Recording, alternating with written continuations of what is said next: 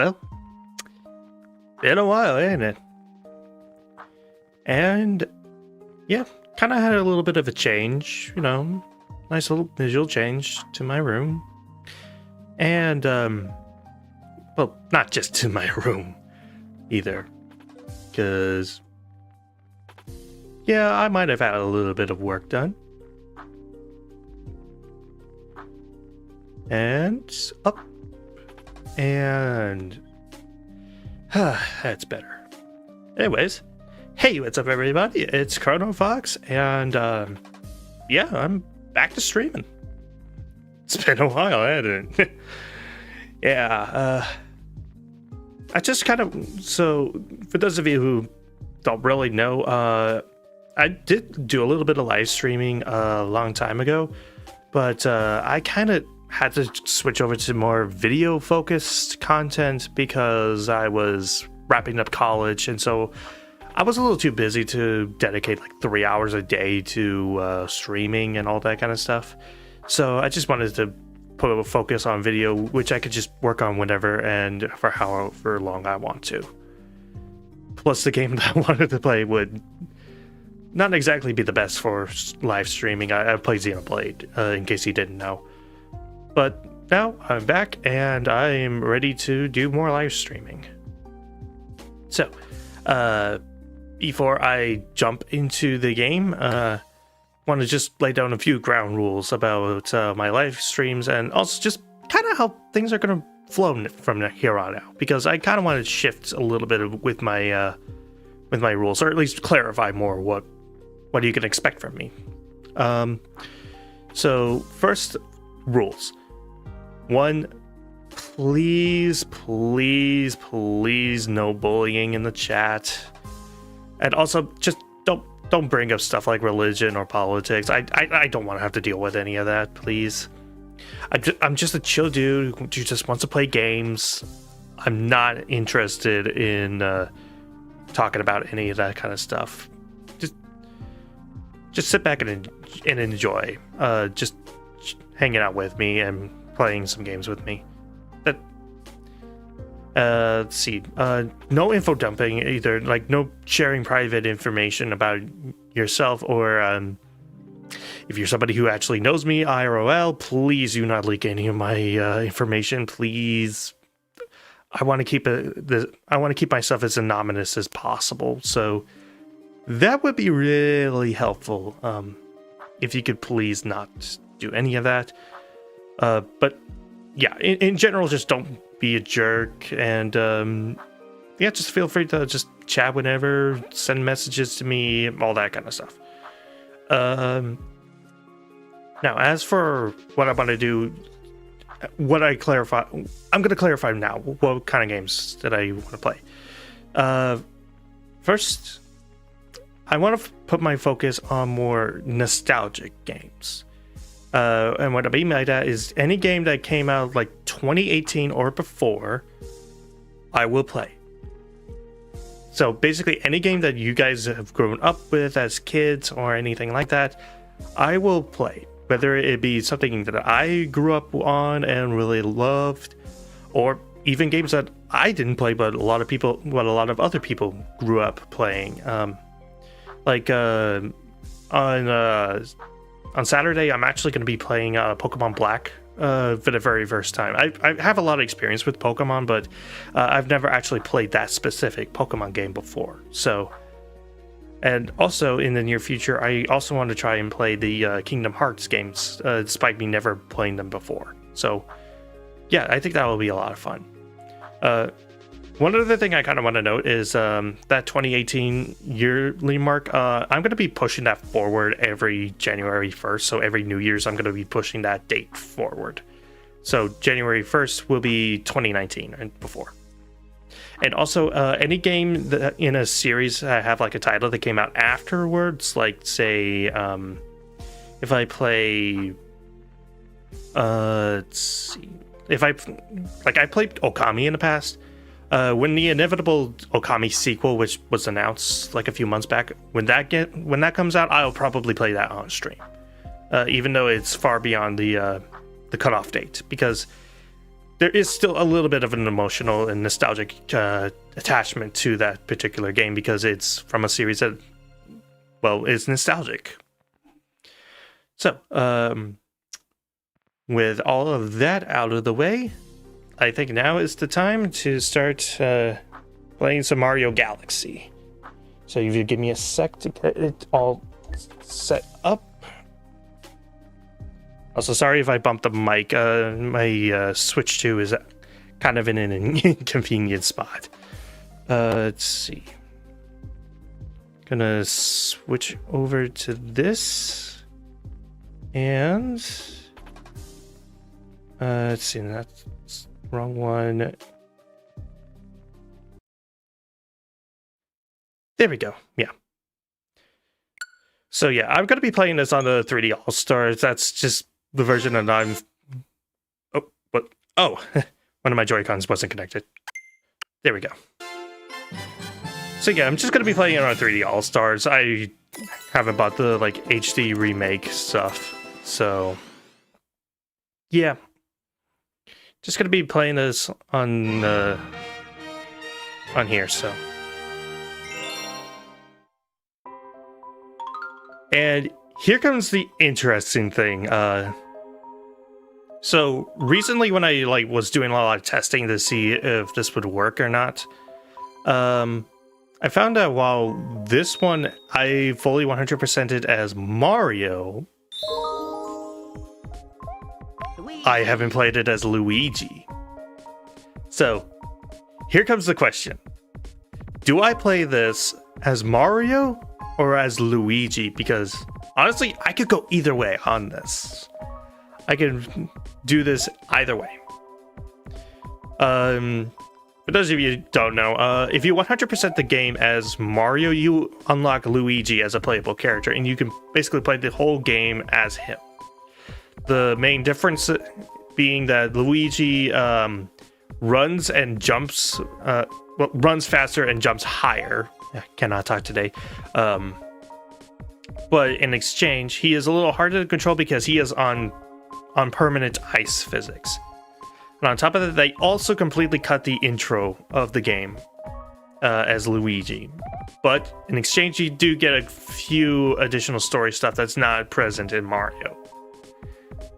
So I'm fine either way of playing either as Mario or Luigi. So I'll kind of let you guys decide what I should do.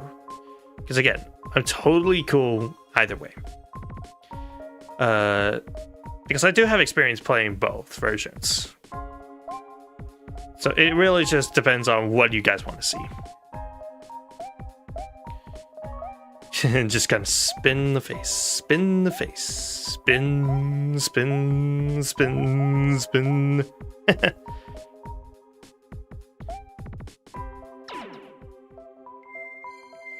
So yeah, let's see.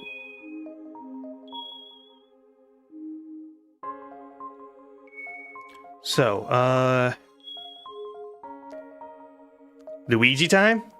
All right, let's go Luigi.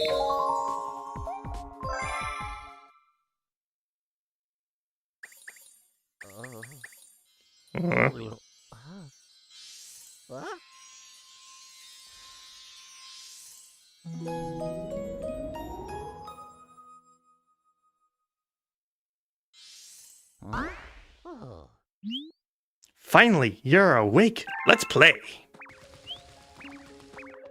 So yeah, just kind of spawn on this little planet. Kind of just hop around like a little bunny, and yep, I'm already so thankful for the higher jump because this is going to help out a lot with certain things I want to try. Let's play hide and seek. If you can catch all of us, we'll tell you about where you are. Alright. Let's see. Gonna run around, collect some coins, and... Yep, there's one of the bunnies. Gotcha! You caught me! Aw, I knew I should have hidden in the crater. So yeah, they just give you a little hints about where the other Lumas are. Or Star Bunnies, I should say. Let's see. Also, faster running makes catching these things a lot easier than it was for Mario. You caught me. Oh, if only I hidden in the pipe. Up, down, and... Also, another nice little subtle hint. If you listen closely, you can actually hear little sounds that give you a hint about how close you are to one of these star bunnies. I can't believe I let myself get caught. Wow, you caught all of us? Maybe you really can help Mama.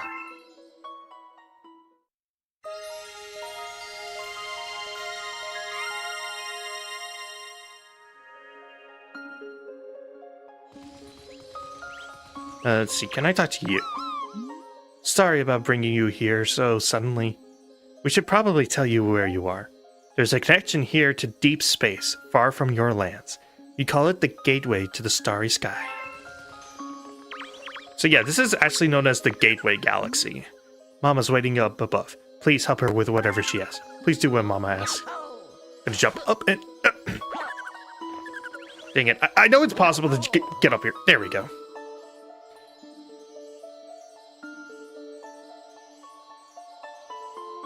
Smash. And by that, I mean she's in Super Smash Brothers. Anyways, I've been watching you from here. This place is called the Gateway to the Starry Sky. My name is Rosalina. I watch over and protect the cosmos. To save your special one, you'll need the power to travel through space.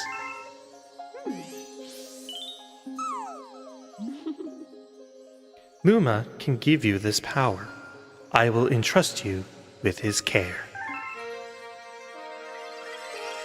By the way, is the game volume okay? I forgot to ask that earlier. You have the ability to spin now. Shake the Joy-Con, or you can press Y. This is something that was added in 3D All-Stars, and I think it's also in the like remakes that came out like a few weeks ago. I'd be surprised if it wasn't added in. Disaster has struck us, just as it has visited you. With Luma, I hope you can rescue the grand stars. May the stars shine down on you. Oh, game audio is good? Okay, thank goodness for that.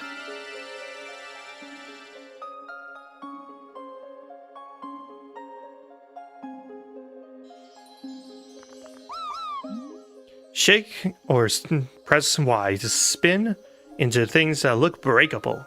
You could even spin enemies to stun them. So yes, our fists are strong enough to break glass!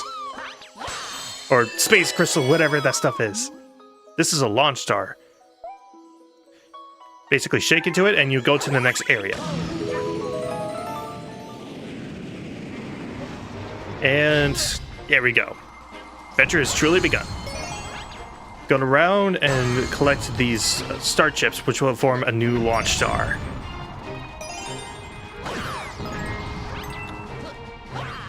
And a nice thing about the spin is that it also works as like a double jump kind of deal, which makes it a lot easier to platform.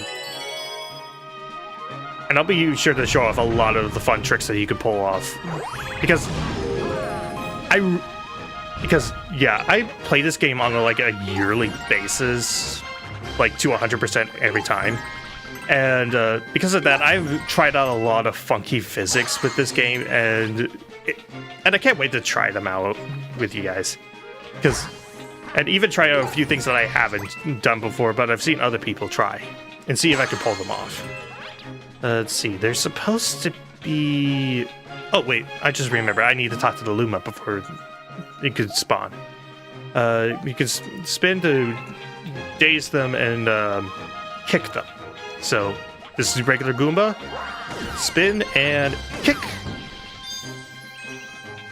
And oh, he did a little bit of a funky physics thing because it landed right on top of the crystal or the cage. Thanks. Would you mind rescuing my buddy in that base up there? Turn into a sling star. Transform. Okay.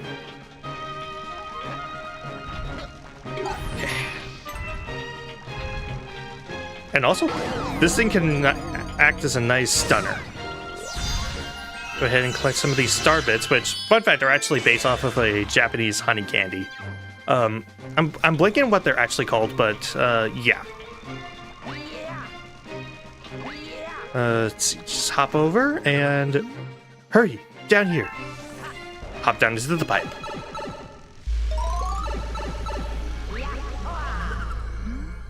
We've been waiting for you. There's a Grand Star. We have to save it. They're using the Grand Star to power that awful machine. Looks like it's making something. It's making soup.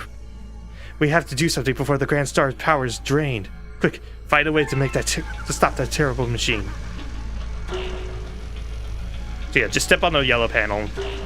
It's not too complicated. Turn off the flip switches. Yeah. Oh, and stepping on them reactivates them. Step, step, up, step, and okay, I got everything on this layer. No, I've missed one. Shuts down the soup maker and unveils the Grand Star. And I think also shuts down the... Oh, I thought they just shut down the electric barriers, not making them disappear entirely. But whatever. First Grand Star.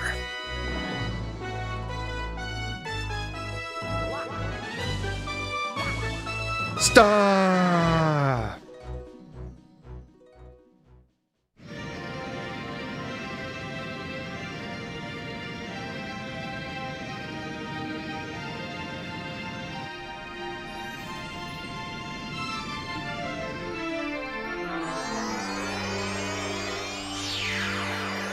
The power of the sun in the palm of my hand.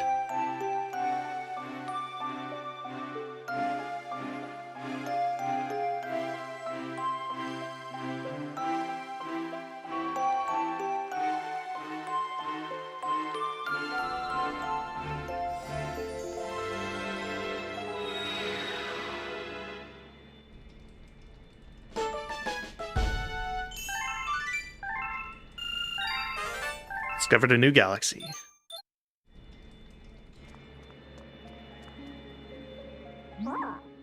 The beacon is lit again. It shines weakly, maybe only as bright as a Class 6 star, but at least the poor Lumas will survive now. Oh, thank you for saving the Grand Star. These star people are my family. They mean so much to me. Welcome to the Comet Observatory. It's my home, and also home to the Lumas. You see, we travel the starry skies. We pass by this area once every 100 years, but we suddenly stopped in front of this planet. A strange force had latched onto our ship, pulling away star bits and our power swords. Power stars. Our ship had lost power, so it entered a deep hibernation state in which it could not move. Those who took your special one picked up the power stars and discovered the power to cross the universe. Please, I have a request. This observatory uses star power to project images of the galaxies that are scattered across space. And there is a chance that we can use our few remaining stars to look for other power stars. These round rooms are called domes. We observe galaxies from domes such as these. But the only one that's working right now, powered by the star power you restored, is this one, the terrace. Please, go to the terrace and try to recover the power stars from the galaxies you can see from there. If we do that, we'll be able to restore the Comet Observatory's ability to fly like a starship. Then perhaps we can pursue the thieves who ran off with the power stars. Yeah, go ahead and save. Look. You have anything else to say? You should go to the terrace first? Okay. But first, I'm going to take a quick little stop over to the garage. Because, in this little crate, one up. There's several respawnable, renewable one-ups here in the Comet Observatory, which is helpful for some of the harder challenges. Even though the early parts of the game are super easy for me. Welcome. This dome acts as an eye of the observatory. From here, we can gaze upon distant galaxies. Once this Luma transforms into a star, simply point, and if you lose sight of the pointer, you can reset it with R. This is their solution to not having the like infrared pointer controls that the Wii had, instead relying on the gyroscope. If you're playing in handheld mode, you can just tap, which is super inconvenient, and why I prefer playing this in like TV mode instead. But you know, whatever. These are the galaxies that can be observed from this dome. The numbers represent their distance from the observatory. The bigger the number, the greater the distance. So yeah, we can only unlock one, and it's the Good Egg Galaxy. Yes, it's undeniable. We're detecting power star energy patterns in the nearest galaxy. But I must warn you that the evil energy readings are off the charts. Please, be careful. Let's fly.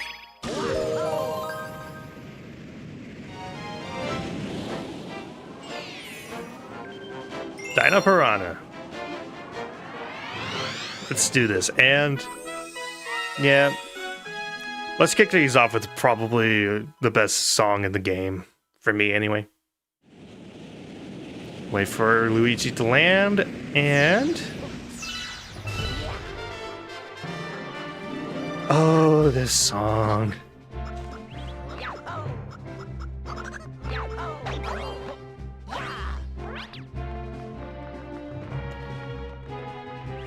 Oh, I love this song so much.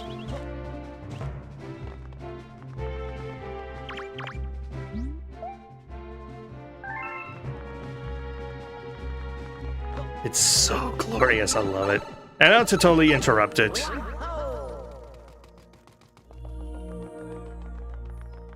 It's down here is a question thing and musical notes that play the underground theme from Mario 1. Kinda neat.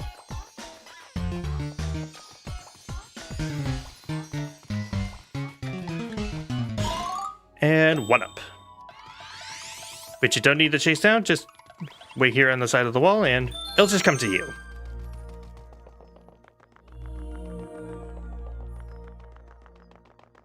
Okay, just kind of walk down here because you can only cross on these bridges, which is a little inconvenient, but whatever. Pick up some more of these star bits. And there's a couple of question blocks, but they just have star bits, which aren't important right now.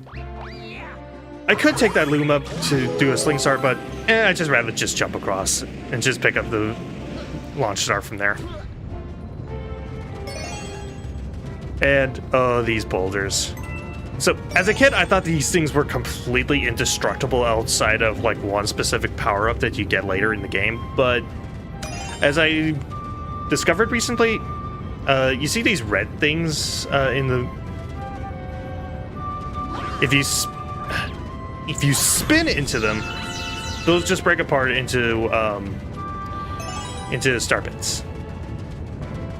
Kinda nice. Oh. Alright. Pick up the... No. I'll admit, one of the weaknesses of the Switch version of Mario Galaxy 1 is the controls are a little wonky, at least compared to the Wii version. I'm just playing this because, A, I don't have any way to really stream a regular Wii game. I guess I could just get my Wii U and just do it from there, but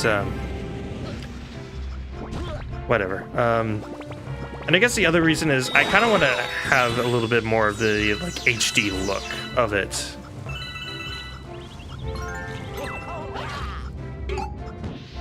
Hop up the piranha plant and it spawns a vine.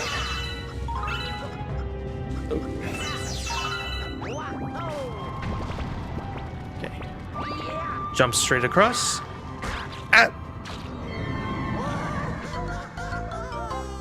The first of many deaths that I'll probably have. At least I was right next to a checkpoint. Landed into the pipe.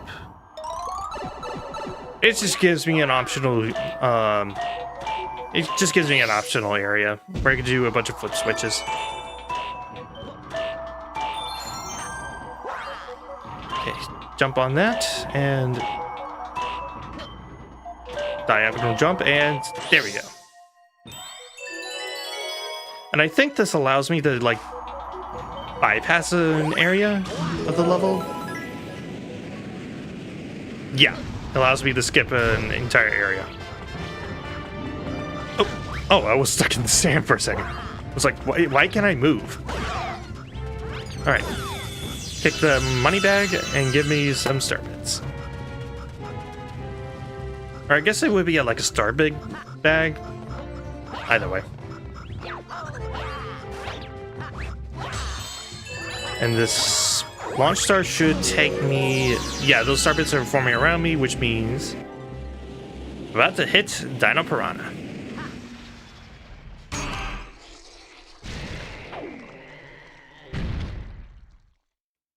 Alright. Hit the giant coconut tail.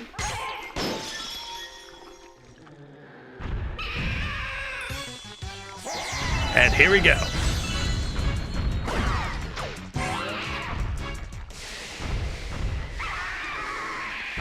Yeah, this boss is pretty easy. Not much to really say about it, but it's a good tutorial fight for showing like the offensive capabilities of your spin than just like the platforming. And we made him bald! He's bald! Alright, that's enough of that. I'm gonna go ahead and break a couple more of these because, yeah, 100 star bits equals a 1-up. Just wanted to show that. Star. Let me land right back here.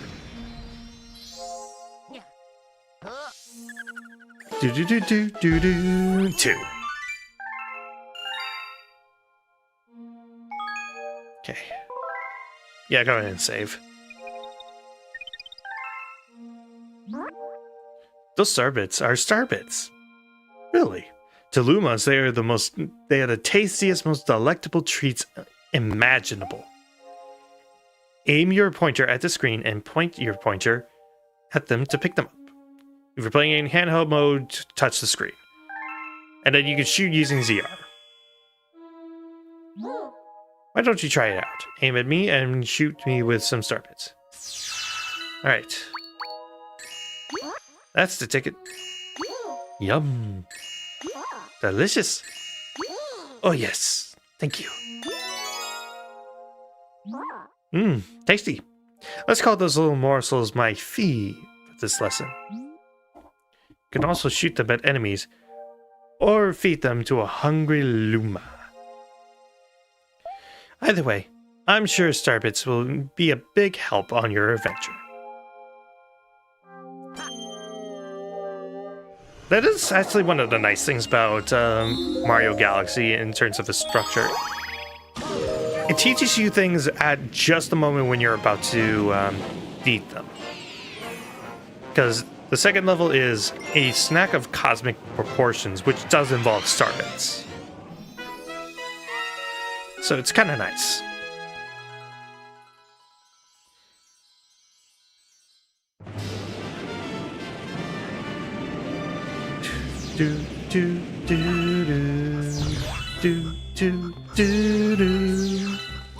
Spin in a circle of rocks or like seashells and it will reveal more star bits. Okay, just walk through the flowers, get some more star bits. I want to try and collect as many star bits before we hit the Hungry Luma as possible, so I can have at least as high of a star bit count as I can. Alright, run over and... Ooh, get this, you can shoot those star bits with ZR. Zap, zap, zapow! Yeah, they can be used to stun enemies as well. I don't really use this, but it's there if you want it. Alright, get these little suction-y things on, and spin to take them all out. Alright, There's the controls being wonky again. Is that just gonna be a running thing now? Am I just gonna get screwed over because of wonky controls? Whatever. I've got a hungry friend up ahead. You don't mind sharing your snacks, do you? Head forward towards the pulsar and launch star. Alright, something I want to see if I can do. I want to see if I can get to the launch star without the pulsars.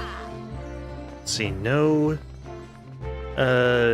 Maybe from here?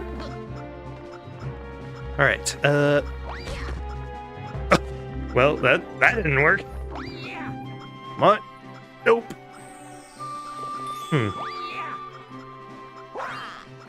Let's see, no.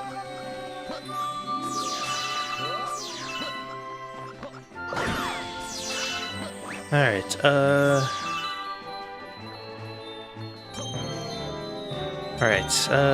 yeah, I don't think it's possible. Anyways. Or I guess it is possible. Maybe Speedrunner figured it out, because speedrunners always figure it out. But, yeah. Even though I'm really good at this game, I'm not exactly a speedrunner, so don't expect, like, super professional gameplay from me. I will try to do fun things with the gameplay and try out some unorthodox stuff, but don't expect anything, like, spectacular. Kick.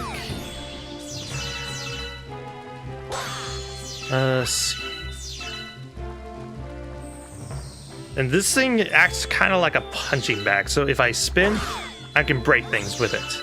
Things that I normally cannot touch, like these spiky plants. So. And then if you just hit it, it'll knock you back and just make you bleed your, star bits. Nope. Oh. They're also very bouncy, and you can squish them down, but they'll just pop right back up. No problem. Okay, let's see. There's a couple more of these plants. Oh! Okay. I think 100 is about all I need. So I guess I could probably just skip this planet altogether and head straight for the Hungry Luma on a Yoshi-shaped egg. On a Yoshi egg-shaped planet. Let's see.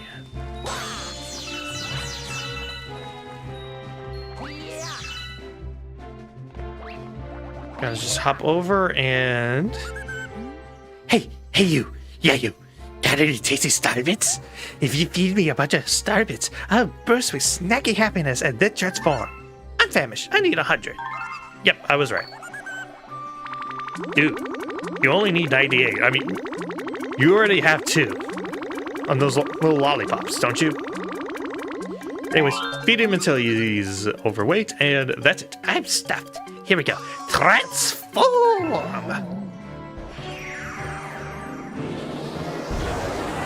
Your mama's so fat, she's a planet. And the nice thing is, if you revisit a level with a Hungry Luma, they'll just be automatically transformed. You don't need to recollect any star bits for it. So yeah, kind of neat. Okay. I backflip and... Oh. I know I can bypass a lot of this. Go. Alright. Nope. Come on. There we go. Luigi's slipperiness is making things a little harder than it would be with Mario, but again, I'm willing to do that trade-off if it means being able to pull off more crazy stuff. Alright. Head to this hole. And we got a little 2D section.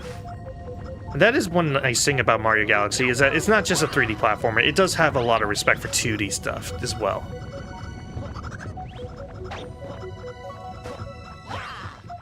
In fact, I think you could make the argument that this inspired a lot of other 3D platformers to include 2D sections like this. Which I think is kind of nice. Hop in and burst out.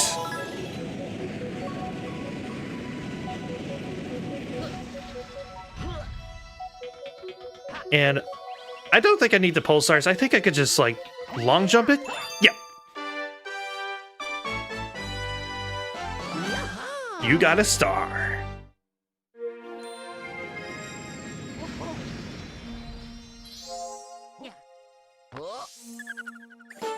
Snack of cosmic proportions. 169. You discovered a new galaxy. Well done, brave explorer. You've discovered a new galaxy. So yeah, the goal of the game is basically in each dome, collect enough stars to unlock a Bowser base, and then move on to the next one, until eventually you reach the end of the game. But with 3 stars, we unlocked Honey Hive Galaxy. And now I want to ask, do I get the 3rd star in Good Egg, or do I go Honey Hive? Because either way is fine with me.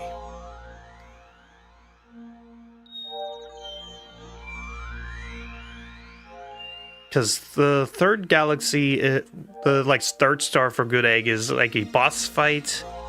Well, Honey Hive introduces a new power-up. So either way is fine with me.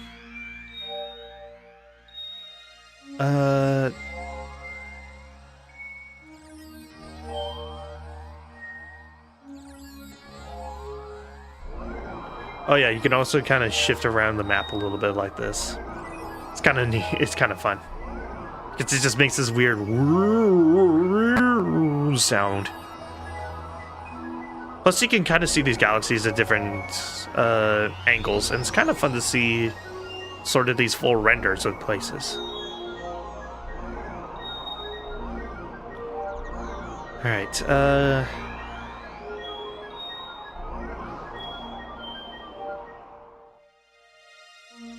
Honey Hive? Alright, let's go Honey Hive.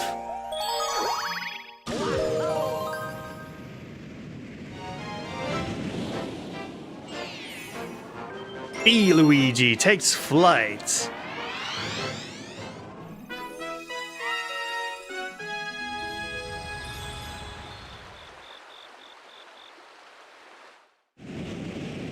And even though I think Good Egg has better music, this music's not bad either. Welcome to the Honey Hive Kingdom. Our queen rules this land. Alright.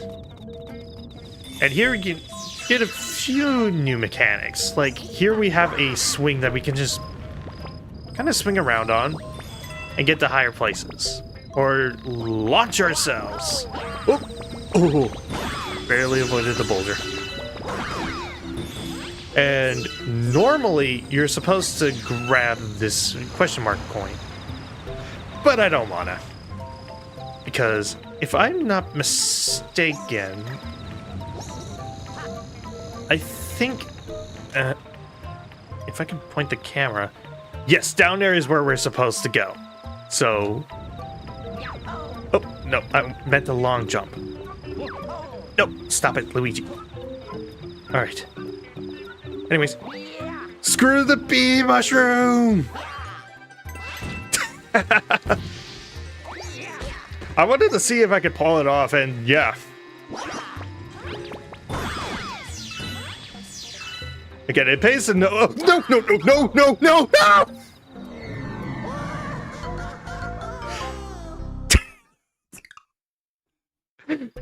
Did it? Oh, dang it! I have to do the jump all over again.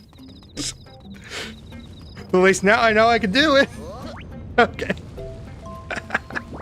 Okay.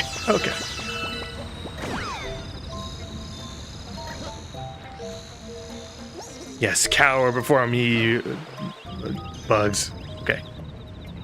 Let's try this again.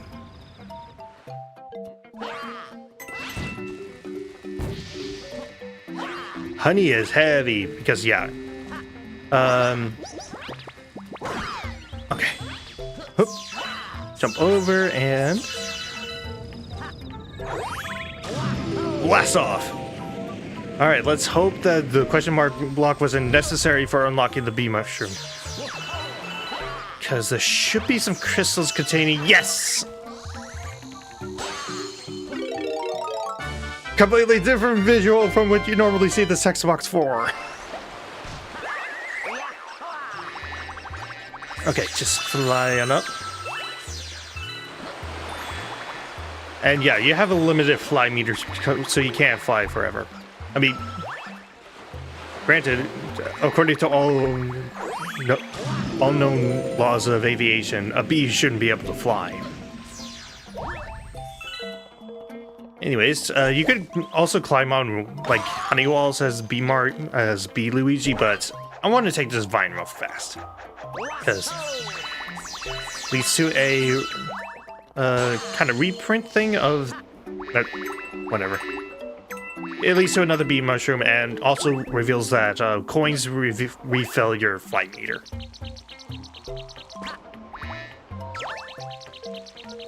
All right, climb on up.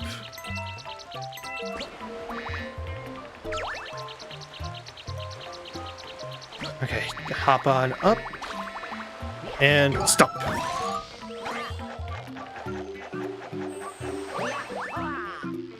And there's the queen bee. And who might you be? A physician, we presume. No matter. We are in the most vexing predicament and require assistance. The most furious itchiness plagues our entire being. It must be stopped. Please, find the source at once. No problem. So yeah, she acts as a... Oh, I almost fell off. She acts like a honey wall, where we can crawl all over her. All right. Ooh, that tickles. My thanks. You have shown much bravery, newbie. Newbie, I love it. We trust that we may rely on you in the future.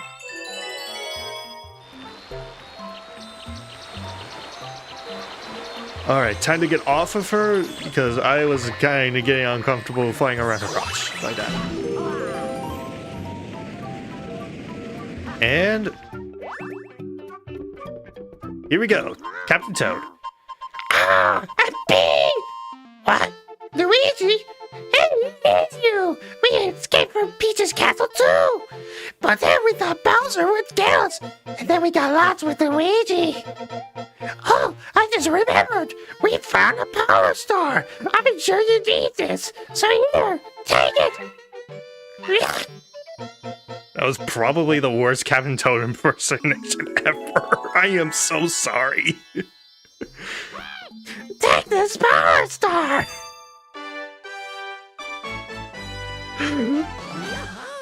I am terrible.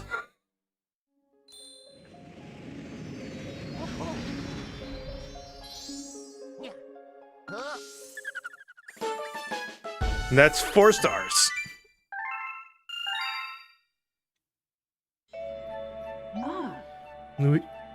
Hang on. Luigi. Your name is Luigi, isn't it? That is what I heard from your friends who just arrived. Luigi. And such a nice ring. Look. Your friends are waiting for you in the garage. I think they want to tell you something, so you'd best hurry on over there.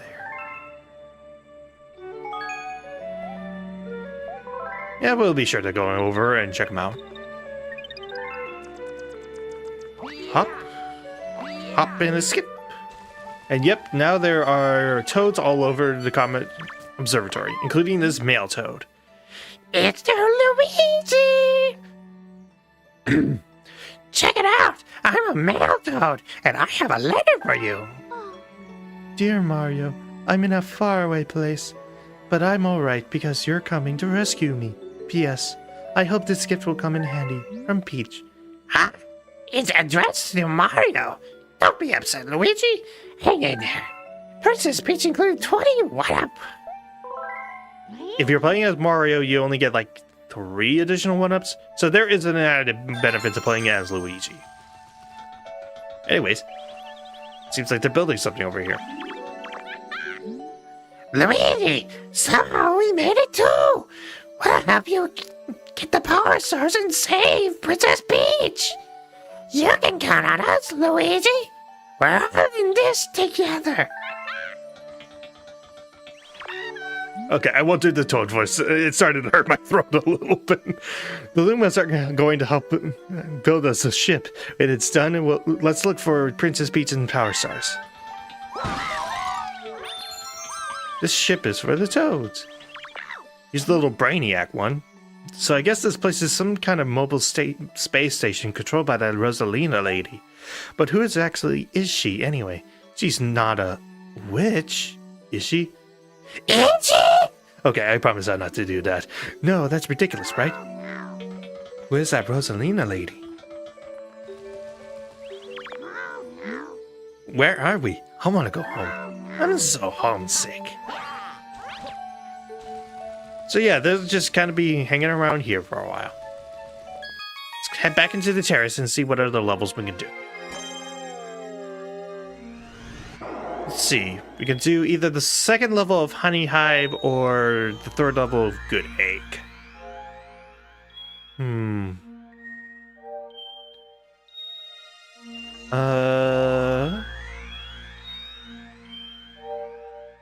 Yeah, let's go third level on Good Egg.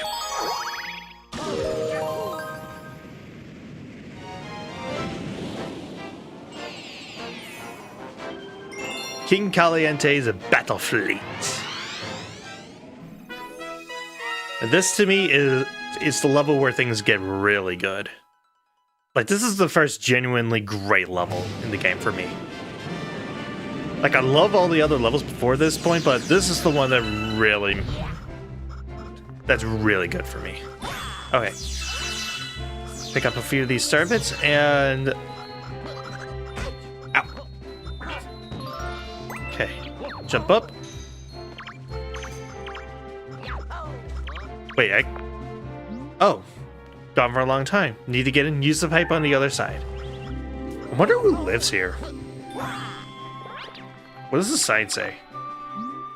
Alright, it's, pause if you want to leave. Like, I've heard in the past that it's implied that there's a Yoshi that lives there, or maybe I'm thinking of Mario Galaxy 2 with that first house in the Sky Station. Whoa! You saved me! Thanks, Luigi. In return, I'll tell you a secret about this place. Apparently those spiky things just hate coconuts. Alright. Let's see. Break apart these boxes, and yep, they're little coconuts.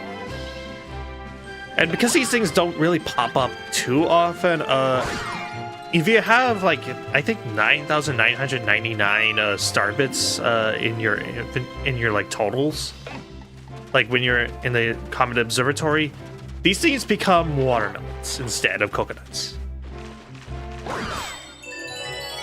Thought I'd let you know because it is kind of a fun little detail. Alright, Sling Star over. And there's a giant Pokey whose weakness is coconuts. Yeah, it's fine, buddy. I'm not that big on coconut either. And rather than take the Sling Star, I'm gonna walk over and hop into the pipe.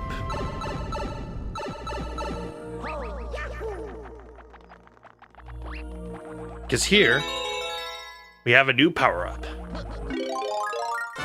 You transform into Rainbow Luigi. You're invincible.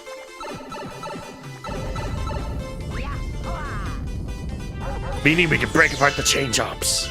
Because normally these things are completely indestructible. Literally, the only way to defeat them is with the Rainbow Star. Alright. Up. Wore off just as I was about to hunt these things. Oh well. Hop over and more star bits. I want to try and collect as many star bits early on as possible because of something that's coming up real fast. Oh, bullet bills! It just blew up his own ally! Oh no! Once again, just gotta skip over things. And to fly over to the airships. Oh, I guess it's every 50 star bits that you get a, what? Redirect the coconuts? Yeah, kind of a nice little tutorial teaching you things right when you would need to use them. I want to explore these ships a little bit. Sometimes they hide things on these ships that might be worth looking for. Okay.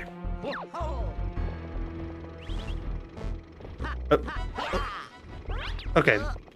I would have figured that they would have put like a 1-up on the tip of the ship. Oh, don't fall off. Don't fall off.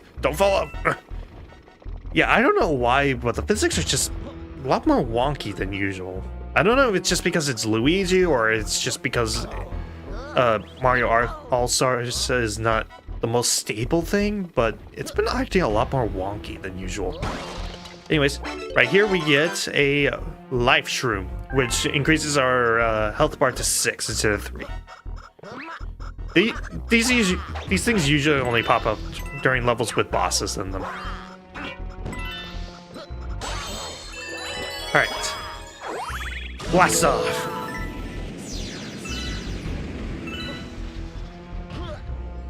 Alright, what do you have to say? Be careful, there's big danger up ahead. When things get really bad, shoot a starbit at one of the lights on the ground, and the coin will pop out. If only getting money was that easy. And welcome to, let's say hello, to King Caliente. Alright, let's do this. You'll usually start out with firing some fireballs and then... Oh, why am I slipping so much? Yep, just redirect his coconuts. That sounded wrong, yet I know that's correct. And oh yeah, as he goes along, he's able to redirect them more and more. Oh, he's angry. So now he'll unleash these invincible fireball enemies. I guess they were supposed to be like puttaboos, I guess. Ah! Dang it, I missed. And it's because Luigi seems to keep on slipping here. I know you have really slippery shoes there, Luigi, but come on, dude. But yeah, pretty fun boss. While not the most challenging boss, it is probably one that I have the most fun with. Or at least one of the bosses that I have the most fun with.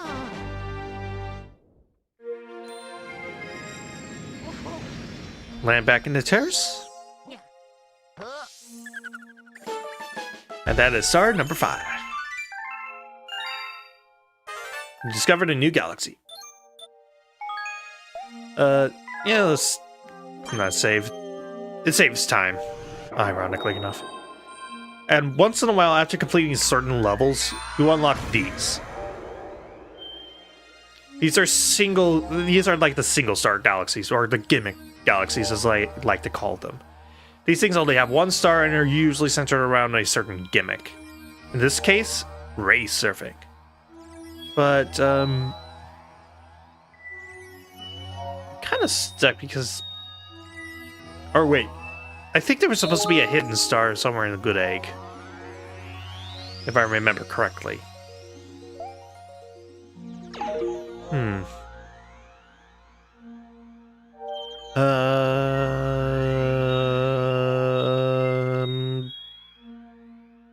Let's go, Honey Hive. I'll save the gimmick galaxy for later. Trouble on the tower.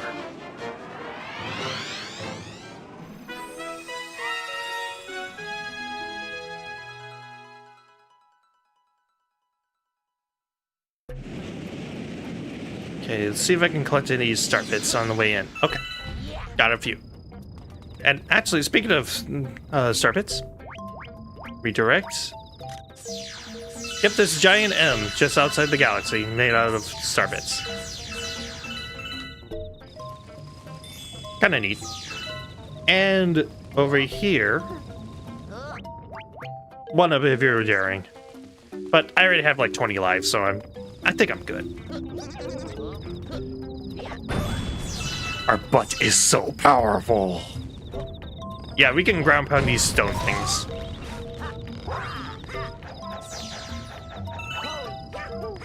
Okay, let's just swing on over. Just keep on ground pounding on these little springs. Otherwise, it just gives you essentially just a mini jump. Ground pounding is what gets you higher with these things.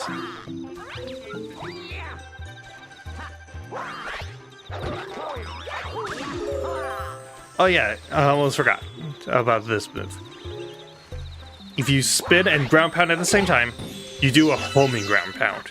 Useful against certain enemies.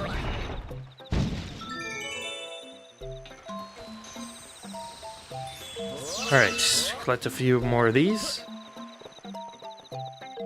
And jump down. Ground pound down.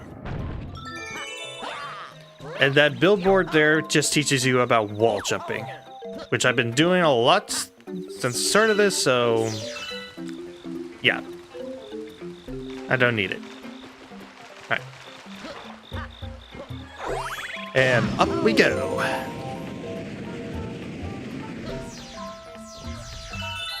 Let's see. Jump down, and we shift gravity, which is pretty fun. Alright. Sling star over. And grab the star. Grab the rainbow star.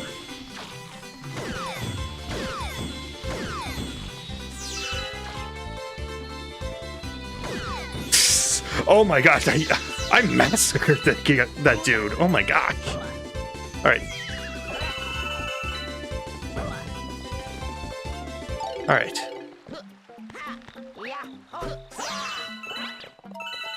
Just make our way over here onto the tower, and these are bugabooms. At least I think that's what they're called. Activate this. And we can make our way up the tower. Up the top of the windmill.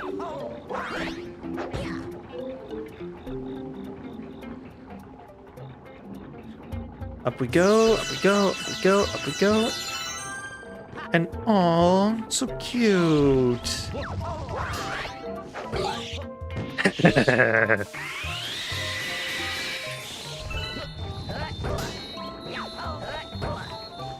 Man, how am I missing so much? Here, you know what? There we go.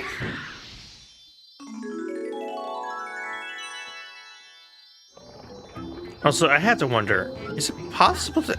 What would happen if you talked to the queen during this level? Because that area is completely inaccessible during this level. And on top of that, I don't think the bee power-up ever pops up in this level, so... I wonder what would happen if you hacked it and just made your way over to the bee queen. I wonder what she would say. I don't know. Food for thought.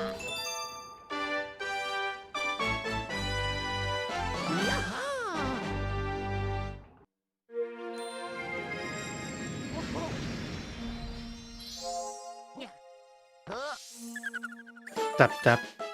6. Alright. Up we go, and there should be... Yeah. Yeah,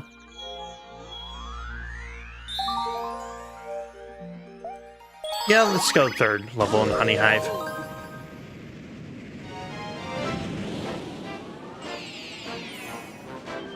Big Bad Bugaboom.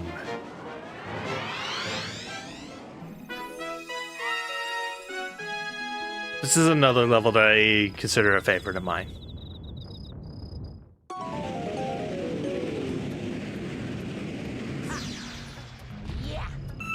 Because apparently that Bugaboon that I defeated in the last level was apparently a queen and is unleashing their wrath upon all of us. Ow. Also, if you just kind of stand on them, they just cower in fear.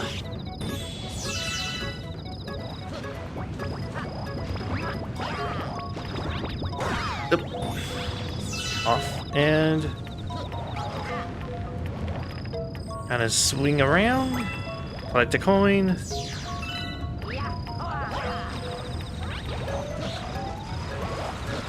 And hi, Flood. It's nice to see you again. Yep. Good to see you too. All right. Pick up this life shroom. All right. Just jump down here and talk to the queen. The neighbors are causing trouble again. We would be most grateful for your assistance. What if I said no? Huh? I ain't your wage slave. Oh, fine, I'll do it. Only because there's a star involved.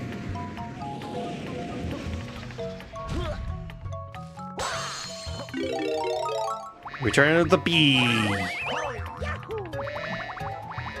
Alright. Just kind of moseying on over.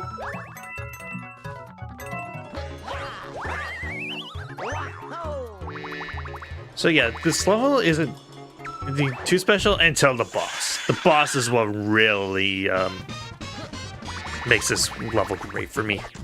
Because I love Bugaboom here.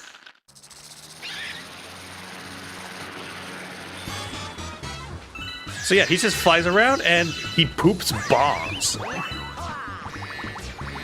So you have to take advantage of the flowers of the bee suit to ground pound him and defeat him. It's a really fun boss. And even during this final phase, which yeah, it's just kind of a repeat of the second one, there is that added bonus that he flies on his side, making it harder to do the ground pounding thing. So yeah, it's kind of neat. I don't think I've ever taken advantage of the honeycomb that's just here. Okay. And ground pound.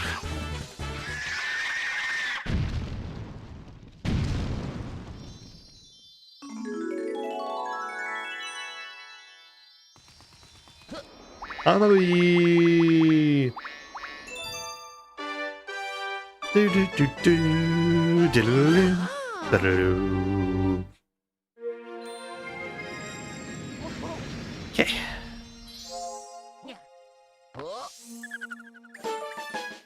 That is 7. Going from 6 to 7. I'm not doing that joke. New galaxy is unlocked and a hungry Luma has appeared. This is what I was building up with a lot of the star bits from earlier. Because I want to go and do that hungry Luma real fast. Or at least see how many star bits I need for him. For him or her, whatever gender you are. Hey you, yeah you, got any tasty star bits? If you feed me a bunch of star bits, yeah, they just say the exact same thing every time except for the number of star bits. 400? Sure. That's it. I'm stuffed. Here we go. Transform!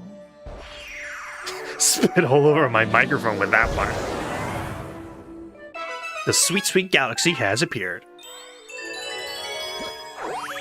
Blast off. And again, this is just kind of another... A lot of the Hungry Luma levels are basically just gimmick levels in a sense. Because this is a single star level and that's it. Rocky Road.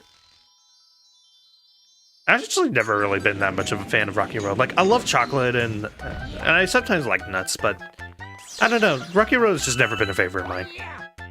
Whoa. How did I mess up that quickly? Because, okay, this level was a nightmare as a kid. Like, this was the level that I hated playing the most. Because I just could not get past it at all. Yet, now as an adult, I can practically do this level in my sleep, so I don't know what happened there earlier. But whatever. The trick with this level is just keep long jumping. That's how you get past everything.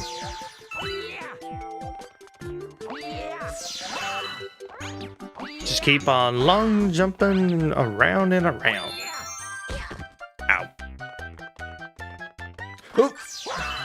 slippery shoes almost caused me to fall into the hole. Ooh, no, no! It's the streamer curse, I tells ya. Because normally I could do this thing. Oh. I'm usually able to do this first try, no problem. I don't know what's going on here. Well, whatever. Long jump over and over and over again. Nope, nope, nope. Oh, recovery. Alright, just long jump over. I don't know why I didn't long jump there, but whatever. No, no, no.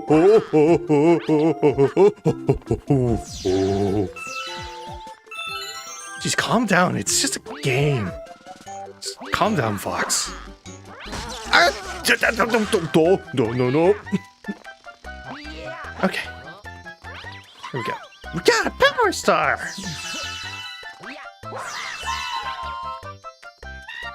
I love mint chocolate. You know what? Me too, actually. I really like mint chocolate. Hey, we're going back.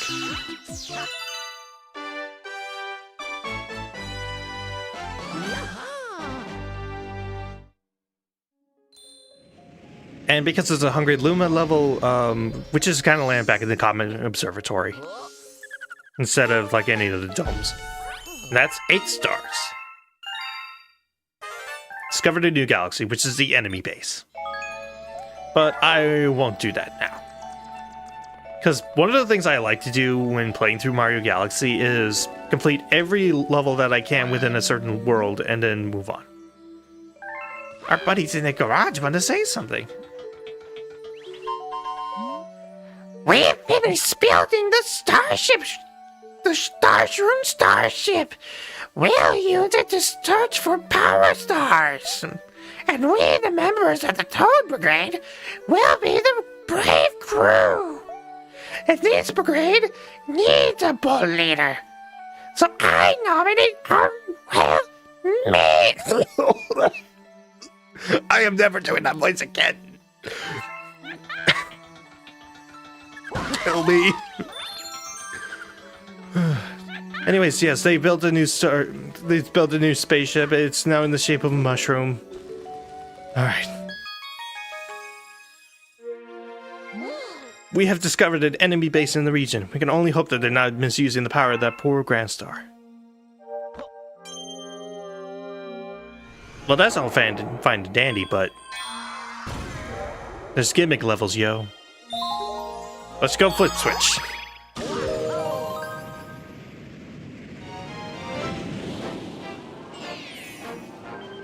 Painting the planet yellow. I'll admit, outside of the very neat background, definitely displays a lot of retro stuff that's kind of neat. This level isn't anything too special. The only thing that's really interesting are those, like, brick blocks that you just flew past in the beginning. Because I think a lot of hackers have actually found that those things can actually drop bricks despite never being able to interact with them under normal circumstances. But yeah, that's about it. Otherwise, it's just jump around, you know, the flip switches. You could probably pull off a couple of neat tricks, but yep, that's it. Heck, we don't even really paint the planet yellow. It turns green at the end. So yeah, not overly special, but I don't know. I still like it. Honestly, when it comes to Mario Galaxy, I don't think there's really a bad level. There's just ones that aren't as fun as the others.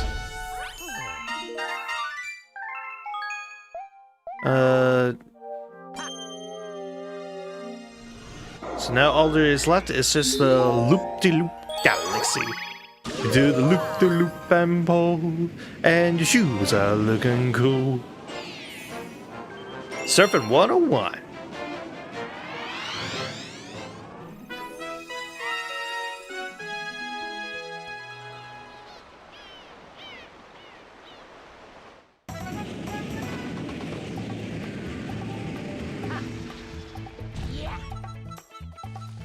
Alright. Collect as many star bits as possible because this is one level where you're not going to get as many star bits in it. Are you a surfer too? I want to say no way, even though I actually do own a surfboard. Like, I legit actually built my own surfboard for like a plastics and metals class. But I don't really surf, but for the sake of the level, I'll say yes. Oh, but this is your first time race surfing, right? Well then, let me show you the ropes. Now, let me explain. Match the guide on the bottom right. So yeah, this is one of the, when I say, so a lot of the gimmicks when it comes to this game is, it's based off the motion controls. So in the case of this race surfer, it's about twisting and turning the remote, the controller. Okay, and you can speed up pressing B. And out of all the motion controls gimmicks, I actually am kind of fond of the race surfing. Some of the other motion control gimmicks in this game aren't just particularly great for me.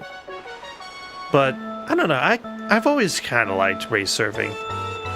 Maybe it's just because there's only like 3 race surfing levels in the game total, so it doesn't like try to overstay its welcome like a lot of the other motion control gimmicks in this game, but I don't know.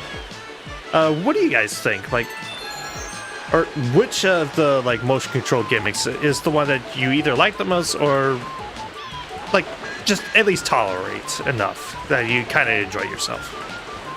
Because I think it would be kind of fun to know kind of what your thoughts are. Okay, just kind of left turn and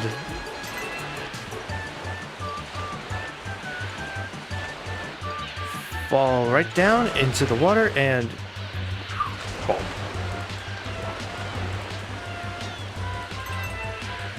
Okay, just kind of shift to the left.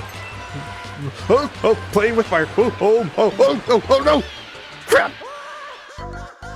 I was so close. What the heck?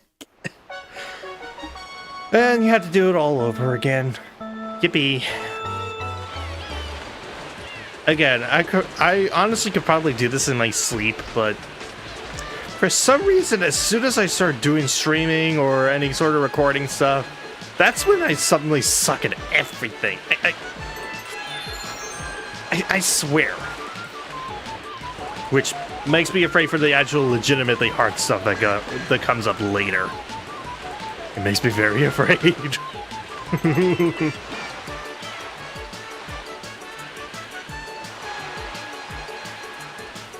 Okay.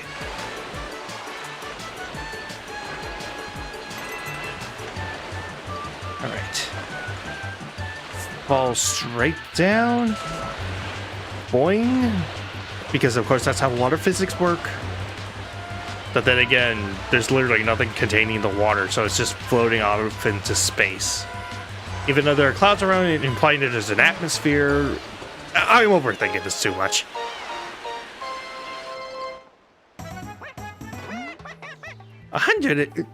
A minute and 1 second? Congratulations! You deserve a gold medal.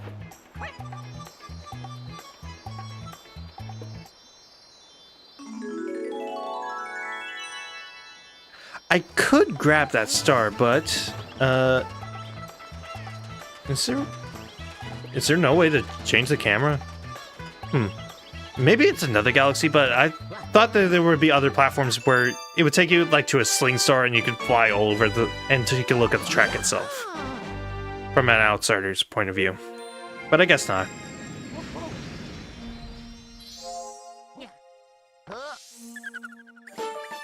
And that makes 10. We're officially in the double digits. And we are 1/12 of the way through the game. And that should be every star that's available at this point. Unless there's like a hidden star in the good egg that I'm forgetting about. But whatever. Now? Oh, can't click on it for some reason. Come on. There we go. Bowser Jr.'s Robot Reactor.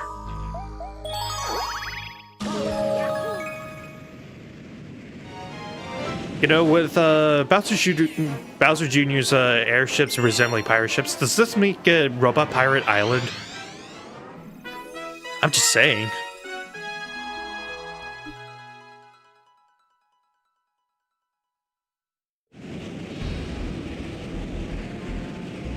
Megaleg's Moon. So this level confused me for the longest time as a kid. Like, I did not know how to progress through the level. So because of that, I was stuck on the terrace for like months. But yeah, you just guide a bullet bill to the launch star and then you can go straight to the boss. Another thing that confused me are these enemies. These are armored Goombas. They are completely immune to jumping unless you spin them and then jump on top of them. Otherwise, they are completely invincible. Because of that, and I didn't really bother to try spinning to attack enemies, I legit thought that these things were just straight up invincible and didn't have any sort of weakness. Anyways, gonna fly on it.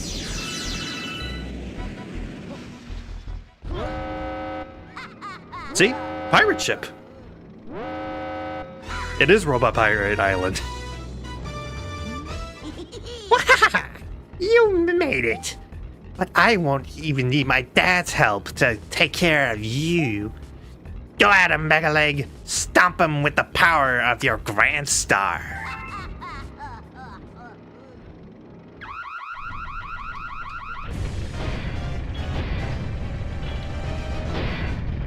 Now for the coolest design for a boss, or kind of an underwhelming boss.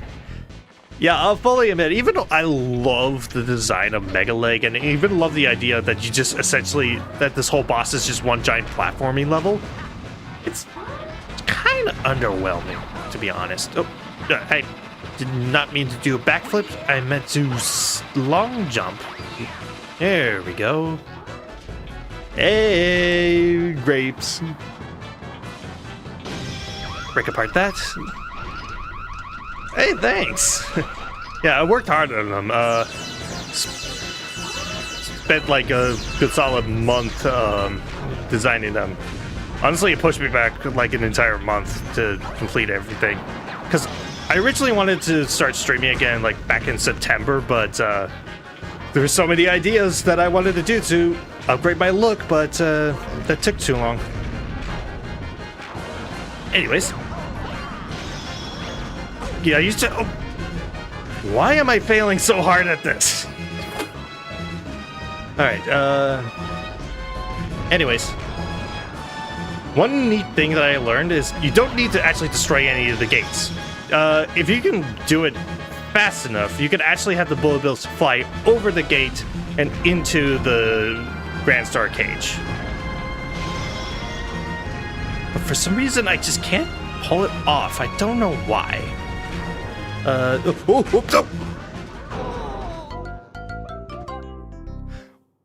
I am struggling so freaking hard with this level. I have to start all over? I would have thought that there would be a checkpoint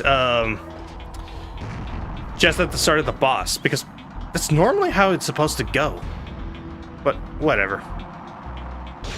Crash into that, and blast off. All right. Grab all that. Also, kind of wish there was a way to skip cutscenes.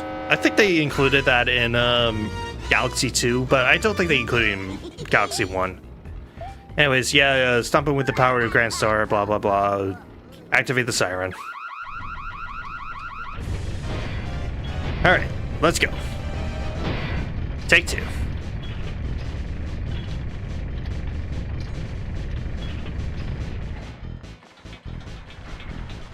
Just to briskly walk away and... Oh. Whoa! Oh, man. Long jump, not backflip. Oh. Okay, that time was... Nope. Oh, that was close. Okay. Okay, get this bullet bill to hit the cage. There we go. Alright, let's see if I can actually do the over the fence wall thing. Because I know it's doable. I've done it several times in the past. Okay, get a bullet bill. Nope. Okay, come on, follow. Those two bullet bills constantly hit. Okay. Okay. Follow me. Follow. Yes! Okay, I didn't do the over the fence thing, but trust me, it is something you can do. Blow that up, and that's a grand star.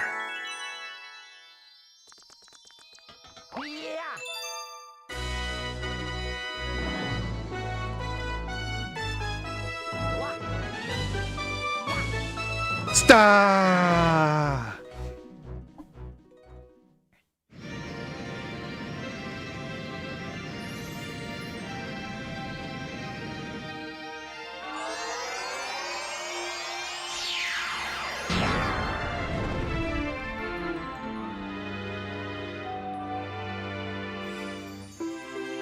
And that unlocks the fountain.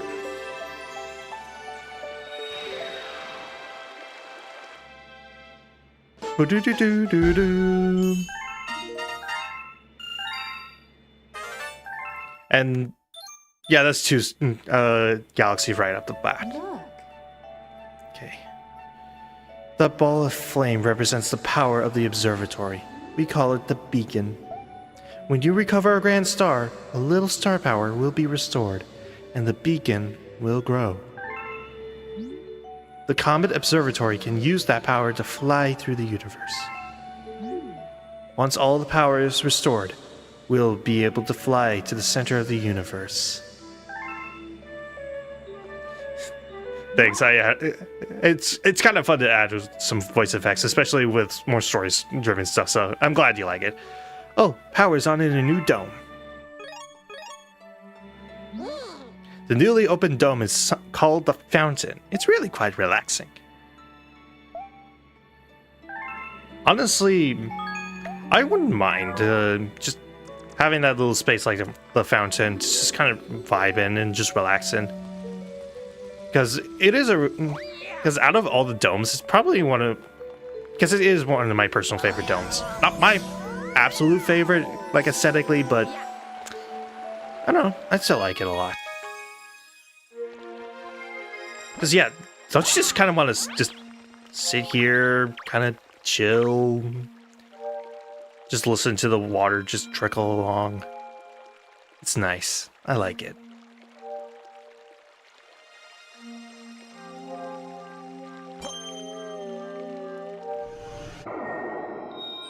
Huh, looks like we unlocked a gimmick galaxy. That was one. Oh, rolling green. Okay. Well, I might as well show off what the 9-star is. Space junk. Oh, I love that one. But I think for now, I want to try and do rolling green instead.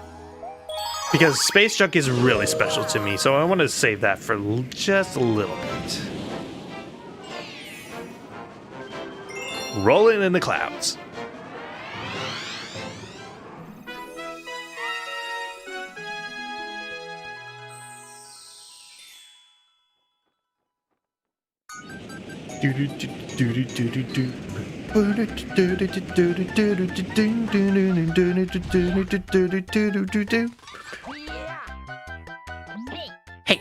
Hey now. If you're thinking about just rolling that ball away, you'd better listen to old Billboard here. You know, I'm always a sucker for a good pun, but sometimes a bad pun is just a bad pun. First, jump to get on top of the ball. Alright, now try the match the guide. Right, that's it. That's what we call the basic position. From that basic position, tilt to move the ball in that direction and press B to jump. If anything gets in your way, smoosh it. Anyway, you'll learn more by doing it yourself. Good luck! So yeah, the gimmick is just roll this ball around to the end of the level and break it to get the ball, to get the star. This first level isn't too bad, but trust me, this gimmick gets annoying real fast. And it's probably one of the few things in the game that I'm not that big a fan of. In fact, there's one level towards the end of the game that is so frustrating and took me like a full year to beat. I'll get to it when we get to it, but yeah. Oh, that level.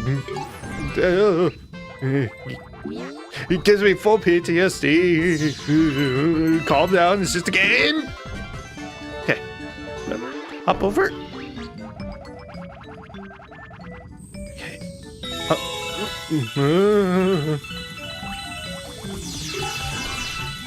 Okay. There we go. Landed that, and because of that flag, I'm just going to assume this was a game of golf, and I got a hole in one.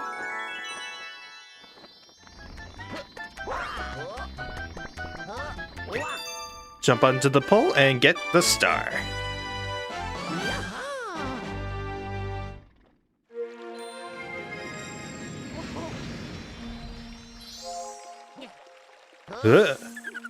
Do-do-do-do-do-do. Galaxy complete. And there we go. Discovered a new galaxy. Ready on 2 of them. So then, yeah. Which one is this one? Battle Rock. Okay. But actually, I'm gonna let you guys decide. Space Junk or Battle Rock? Because I'm fine either way. Like, I love Space Junk. I think it has some of the best music in the game, but Battle Rock? All right, let's go Battle Rock.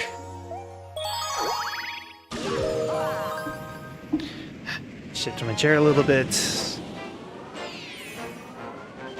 Battle Rock Barrage.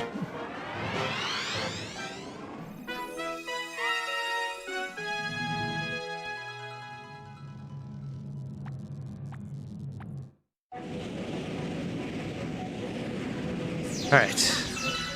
First, going to start off with collecting a few of these star bits and star chips for the whole stars.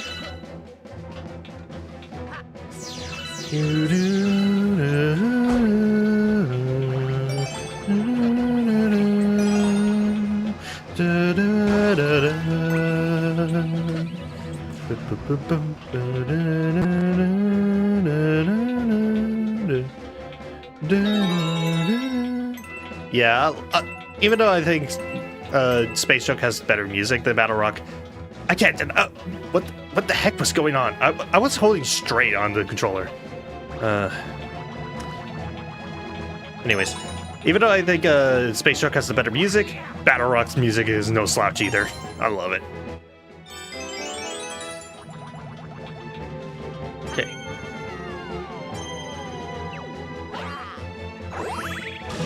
Blast off. Boom, boom, boom, boom, boom, boom, boom. Okay. Gonna head over and time for an endurance run. But yeah, this is a really neat idea for a level. Just the idea of basically infiltrating a giant battle station. It's so cool. And I don't know if it was just this place became a battle station because of Bowser or because or if it was just naturally like this before, but either way, it's kind of a neat idea. Honestly, I think it would be cooler if this was just how it actually was before Bowser took over. Like, Bowser just saw all this stuff and was like, okay, I'll take advantage of all like the weaponry and I'll use that against Mario and Luigi. Like, that's actually kind of a cool idea.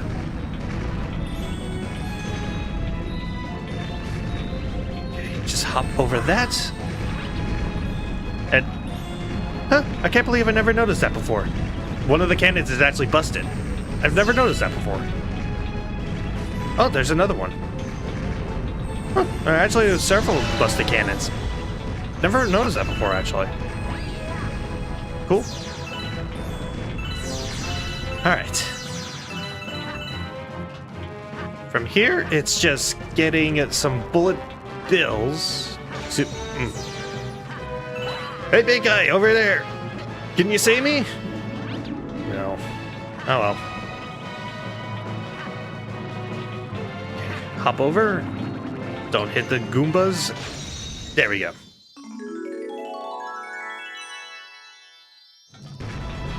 Let's see, is there anything underneath? See, there's a 1-up mushroom, but I already have 38 lives. I don't need another one.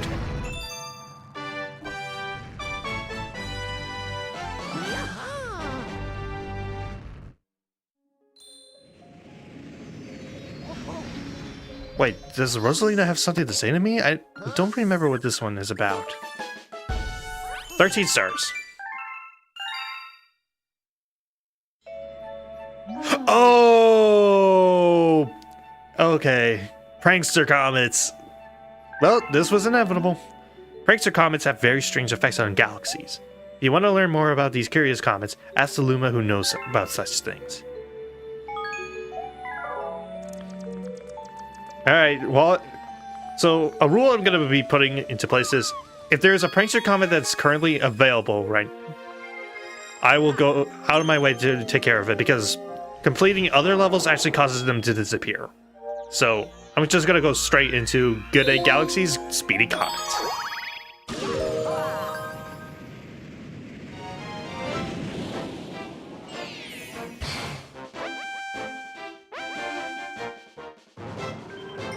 So different prankster comets have different effects. In this case, it's a speed run. You basically are given a time limit to complete the entire level. So no fooling around, gotta go fast. Even though this is actually one of the more generous speed runs. Because I can clear this level in like 2 minutes, something like that. Completely skip the Luma, and let's go.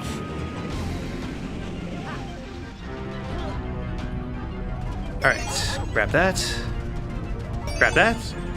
Oop. Also, sometimes they'll add little things to make the level a little harder. Like, instead of the boulders that you can break, they add chain chops instead. Alright.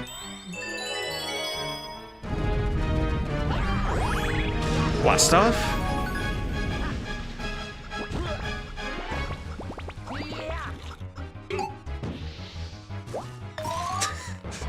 Luigi looks so funny in the Naruto pose like that. Okay. And rather than take that, like, flip switch thing, I think I'm gonna just kind of run around and... Yep, there we go.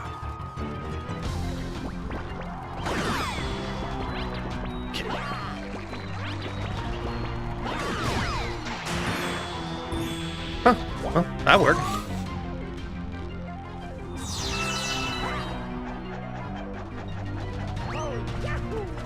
Can I ignore the invisible star big bag thing?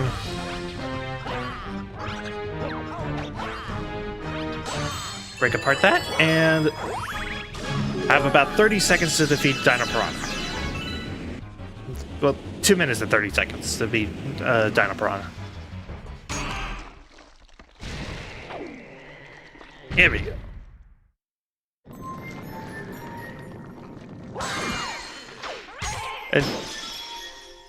Okay, here we go. Oh! Wow, you launched me real far. I forgot you could do that.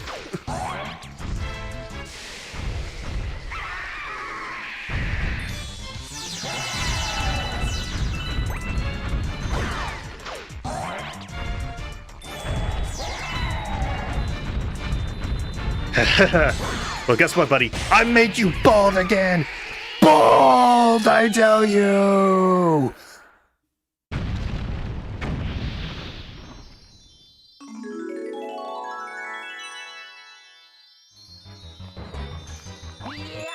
Yep, 2 minutes. Bald! Bald! Bald! My eyes! That is the best bit from the SpongeBob movie. I love it.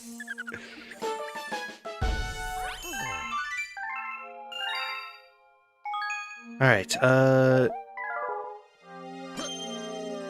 has a new comet spawned in? No, but now Honey Hive will have it. I'll have one available. So I'll have to keep my eye out for that one. Alright, back to the fountain, I guess. But then again, I could probably talk to that one purple Hungry Luma, and for a fee of star bits, he'll actually cause Prankster Comets to appear if they can appear. So I guess there's that. Alright, so once again, Space Junk or Battle Rock?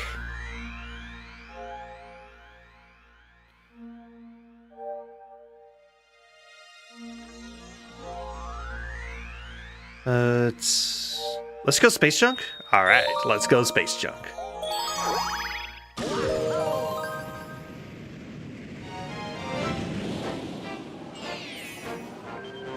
Pole Star Path. And now for probably one of my favorite pieces of music in any video game.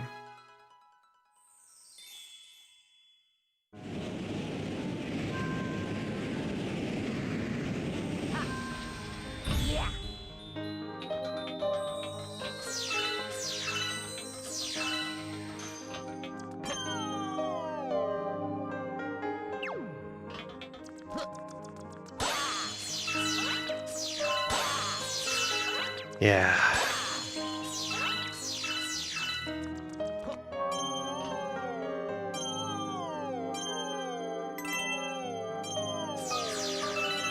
Yeah, I don't know whose idea was to make a galaxy comprised of like garbage and junk be given some of the most peaceful piano music, but man, isn't it just an inspired choice?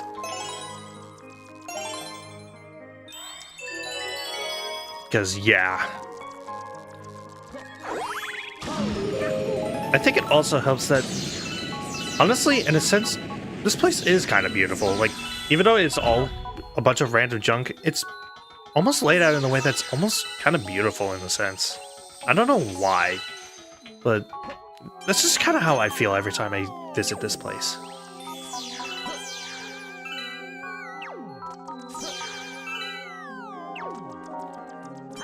And thankfully, it's not just the atmosphere and the music that makes this galaxy so great. I also just really love this level. The idea of just kind of floating through this junk using the pole stars is really fun.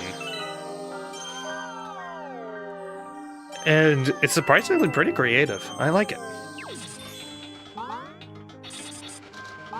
Just gonna ignore the spiders. Gonna break these toes out. That Goomba can go ahead and just rot in that crystal for all eternity.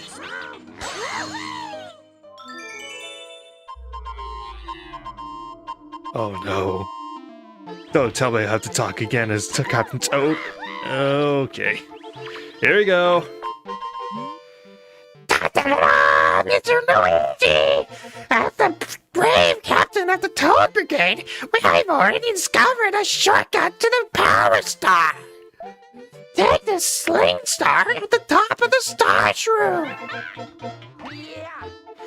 Thankfully, it wasn't too long. Oh my gosh. Alright, and now for my favorite section of the level. Platforms that come to you. So if you already know the pathway, you can pull off a lot of insane tricks that are really fun to pull off. Like, let's see. Let's see if I can pull this off. Nope. Almost. Almost.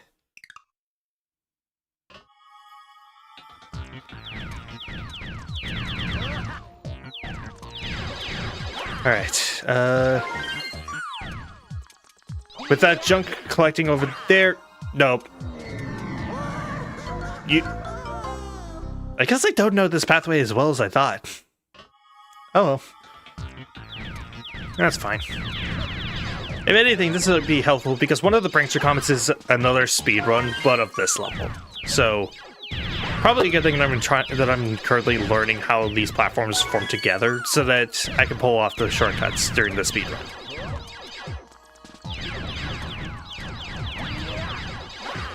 Oh. Here we go. Actually, wait. I just remembered. Nope. Yeah. There we go.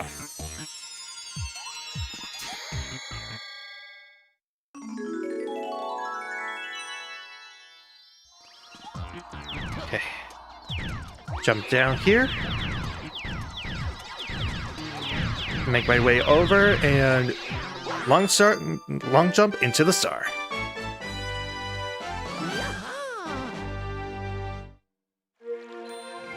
And I think this is star number 15, so that means the enemy base will be revealed. Yep.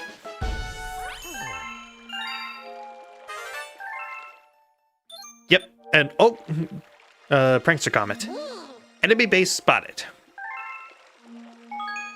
Okay. I want to save. Jump through. Because again, if a prankster comet pops up, I'm going straight for it, so that I can get it before it disappears. Okay, hop up and into the terrace. And I happen to know which one this is. Yep. Honey Hive Cosmic Comet.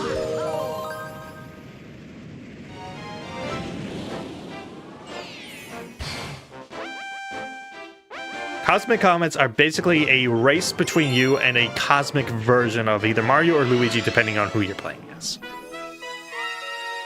And might be a little in trouble because the Luigi races are actually harder than the Mario ones. Believe it or not. Like, they are actually designed to be that way. Alright, here we go.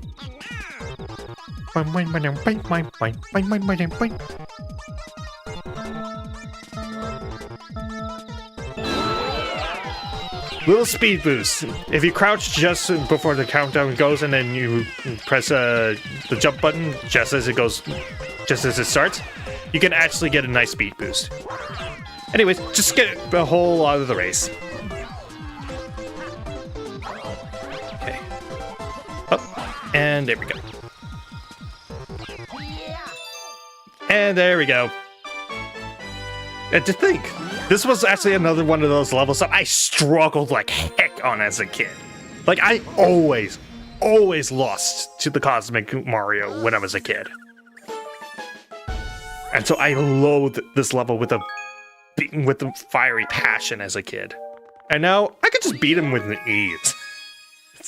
It's pretty amusing. Anyways, back to the fountain.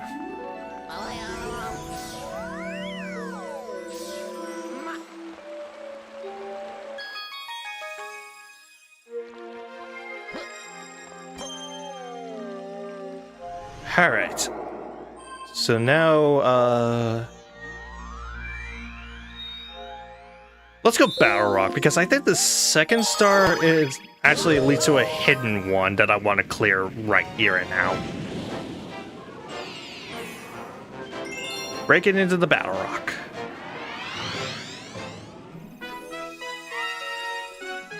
Yes, Bombs, this is the one. If you played this game before, you know what hidden star I'm about to do, and yeah, pray for my sanity. Alright, so now where is the hidden pipe?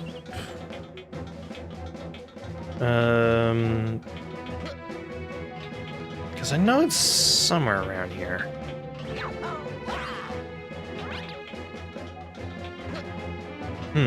Maybe it's on another planet. Anyways, pick up these bombs.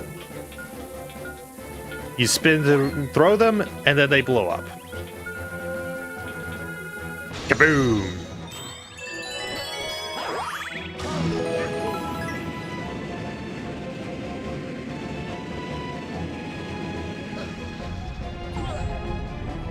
Oh, I just remembered I needed star bits in order to do this one, so I probably should have blown up those other containers. Well, dang. Let's hope that these Chainchops have enough star bits to make this doable. Alright, can you blow up a little faster, please? Thank you. Alright, let's go.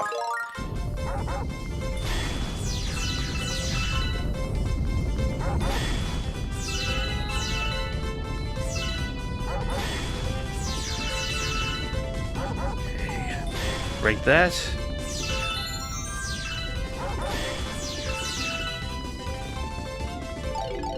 No, I didn't break all of them. Dang it. Alright, let's talk to the Hungry Luma. How much do you need? Please don't be like 80, please. Please. 30, oh, thank goodness. Oh, that is such a relief. Alright, here we go. Transform!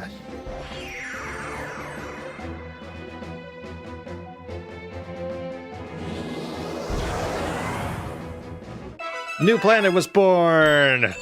I am going to die and I'm all for it!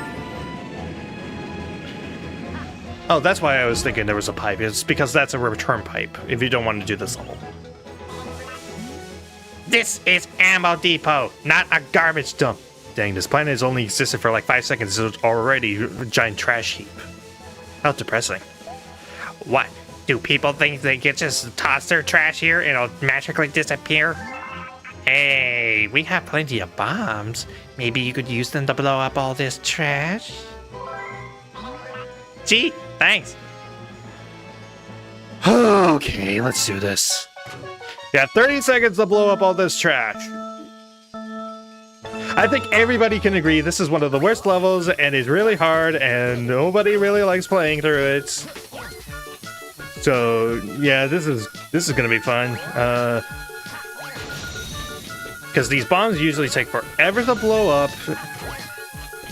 And yeah, it's not fun at all.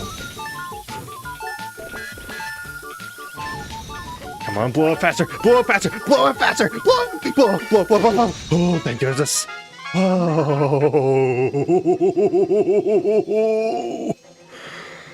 Oh, I did it first try, thank you. Okay. And actually, I learned a trick that actually will help you out on your playthrough. You see these golden things? Aim your bombs towards those golden things. Those guarantee blowing up everything. So the game actually gives you the answer if you're looking for it.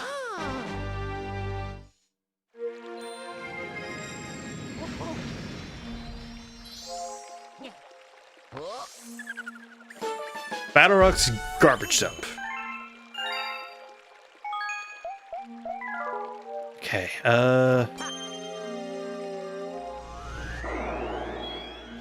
so now do you want to do Space Junk again or Battle Rock and actually finish out that one level? Let's see,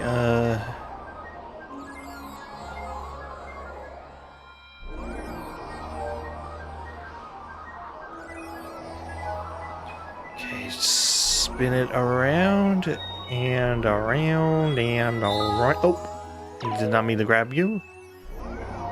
Finish up the level. Okay.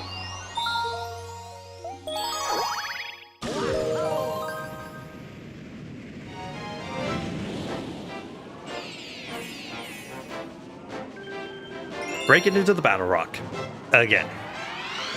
One of the nice things is if you revisit a level, you can instantly skip the landing sequence.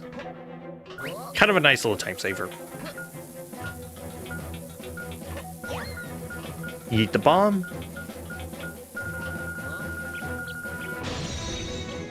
Just waddle around and breakdance it to the launch star. And yep, trash planet is still there. Oh. Alright, let's see. I don't think I really need to deal with the Chainchops, so let's just move on and free the Luma.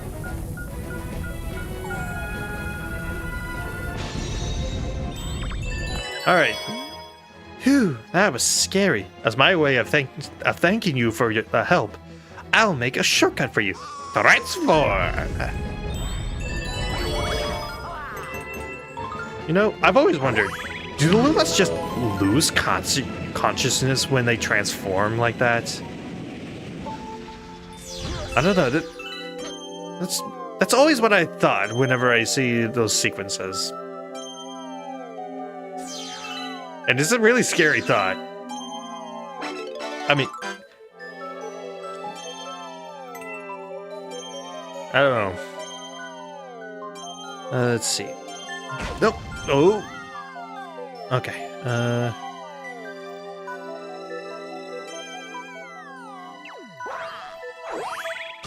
Straight into the launch star.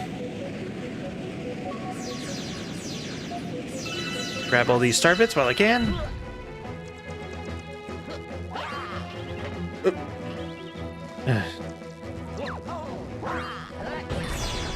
Activate that and get a bunch of star bits.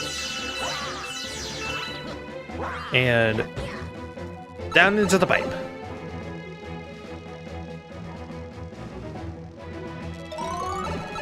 You know, sometimes I just wonder how these Lumas get into these situations. Now we actually have living bombs. Just spin them and then they become the bombs that you're used to throwing around. Alright, into the cannon.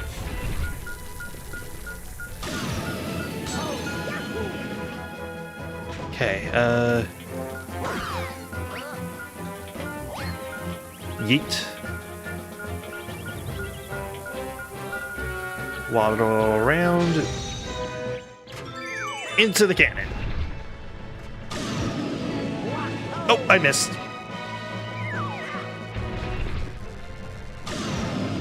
Gotcha. Well, I'm inside and launch.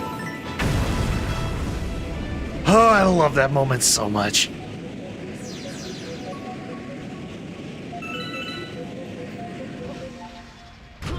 All right.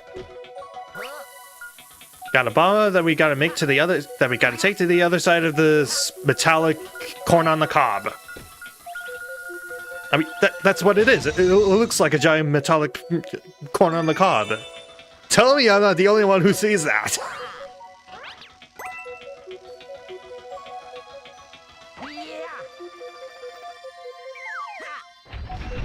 Okay.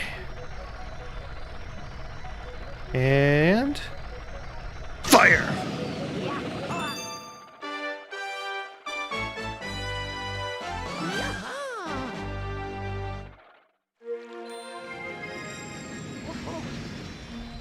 All right. Break it into the Battle Rock. Star 18. Discovered a new galaxy. That should be the last gimmick one. For the fountain, I believe. Which is... Hurry Scurry Galaxy. Alright. Which one? Hurry Scurry, Space Junk, or Battle Rock?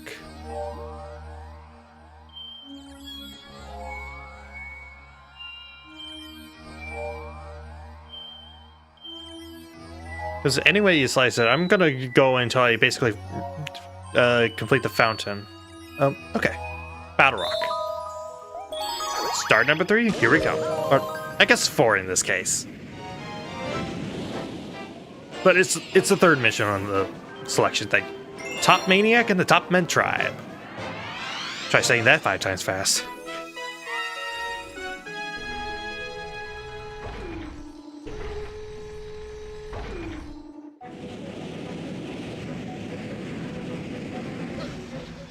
Land, and immediately I'm gonna go underneath. See what there is. Okay.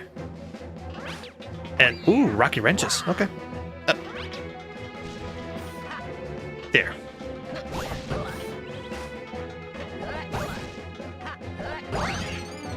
Ground pound to get them out of the thing and defeat them that way.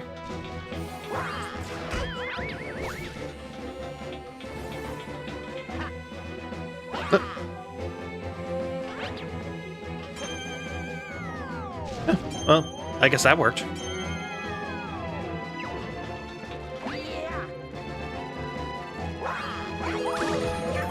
launch over and just gotta avoid these landmines.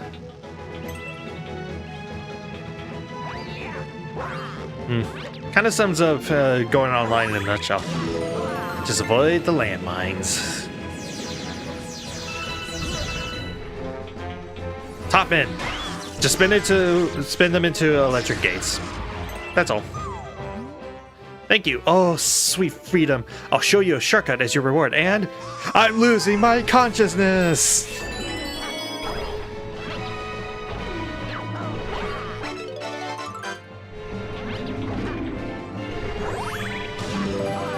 Blast off.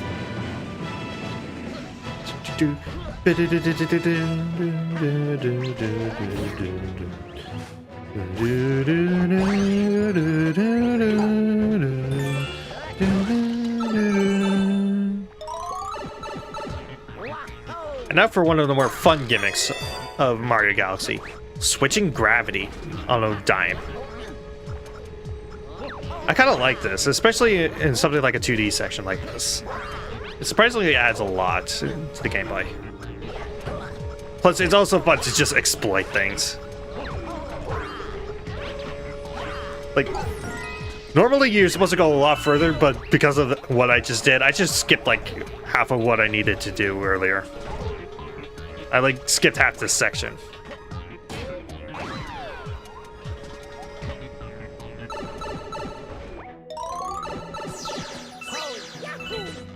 Hop, hop. Oh!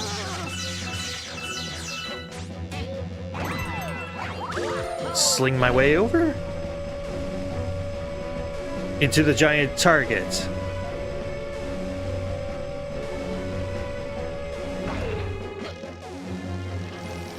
Okay.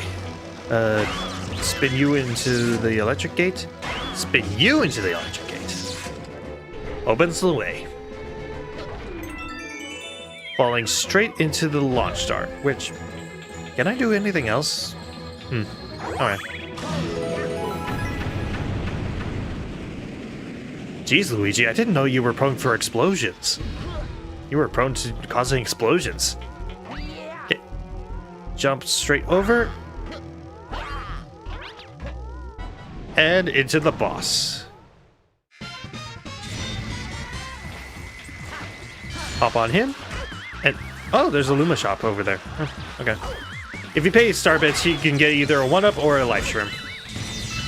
Again, they usually put those in right in front of bosses. Oh. The mini top men are really annoying. Okay. Okay.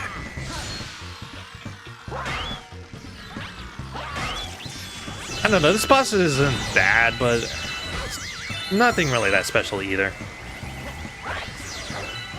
Oh, thank goodness it didn't damage me for a second. Okay, just get rid of the small fry first. Okay, and you're literally touching the electric gate. I don't get why it's not taking damage like that. It's weird.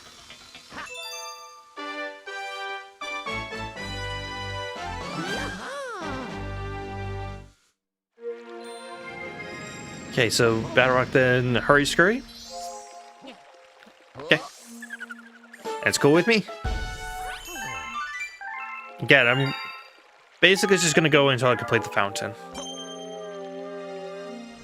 Okay. Hurry Scurry.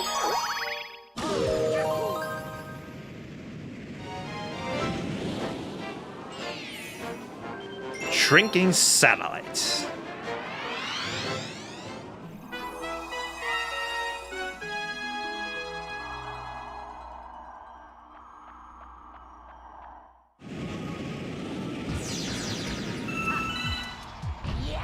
Alright. What do you have to say? I'm not going to do the Toad voice. My voice hurts a little too much to do that. The floor falls away when you step on it. Be careful. Sure, sure.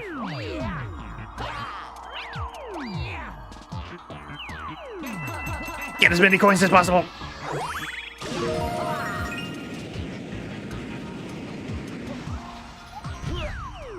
Oh. No! Nope! I thought for a second I missed the note. I was about to go back, but turns out I didn't. Oh well. This level's pretty short anyway, so it's not too big a deal that it sent me back all the way here.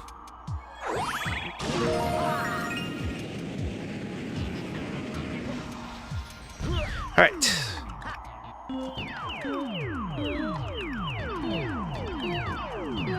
The slippery shoes are screwing me over. Okay, No! I pressed jump! I pressed jump. I swear I pressed jump.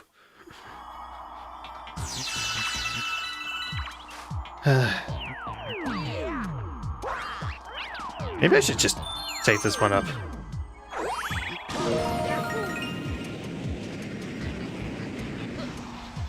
Alright.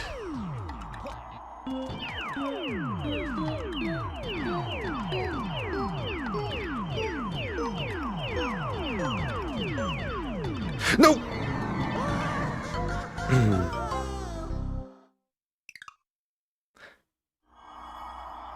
Yeah, this level would normally be a piece of cake for me, but I don't know if it's just because of the streamer curse or what, but it's just... But yeah. Alright, hop over and pick up as many of these notes as possible.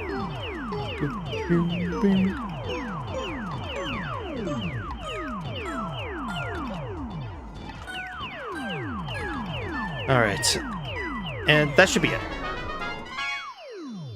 I guess I just need to be a little bit more calm and collected. Because I was kind of doing this in a hurry, see if I could do it as fast as possible. And especially considering that, for me anyway, Mario tends to be easier when I'm trying to do things quickly.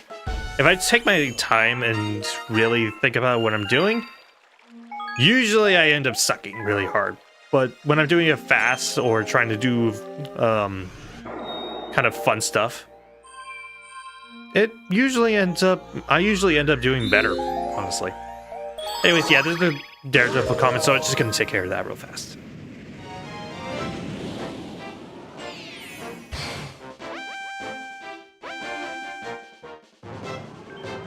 Top Maniac's Daredevil run. Daredevil comments are very simple. You fight one of the bosses or you run through a level, but the thing is, you can only take one hit of damage.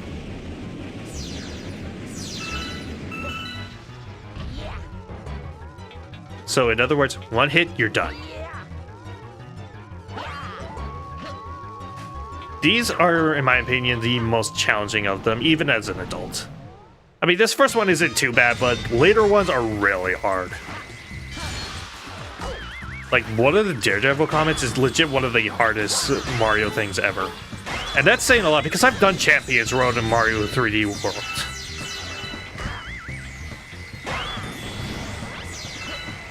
And I've done Grandmaster Galaxy and Galaxy 2.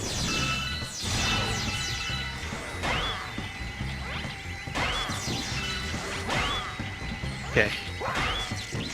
Get rid of the nuisances and spin. Yeah, not that bad.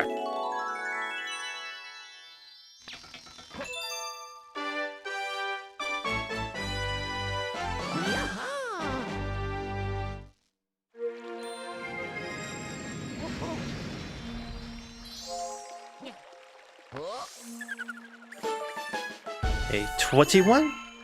It's old enough to drink.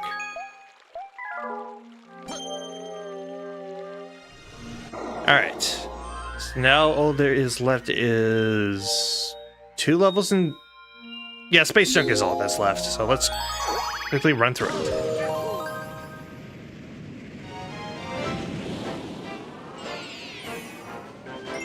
Kamala's airship attack.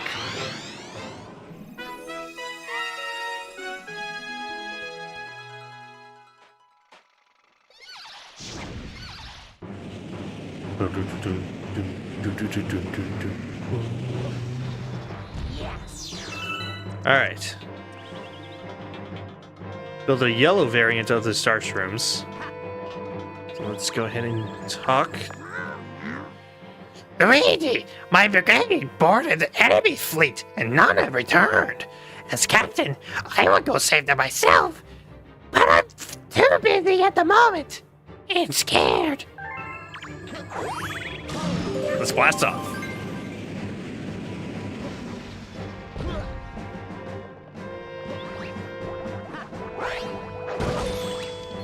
Wait, how did that not hit the Goomba too? My homing ground pound. How did that not hit the Goomba? Whatever. Hit the switch. Wait. Did hitting the door spawn a coin? Huh. I did not know you could do that. Huh. Learn something new every day. Yeah, spinning near the door actually causes a coin to spawn. Good to know. Alright, is there anything at the bow of the ship? Or whatever terminology. I don't know boats.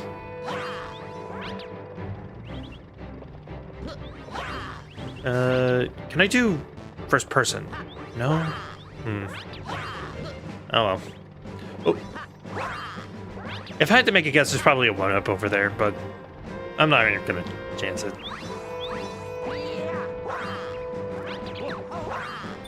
And yeah, these star bunnies are just telling you that you can use spins to basically give yourself a double jump.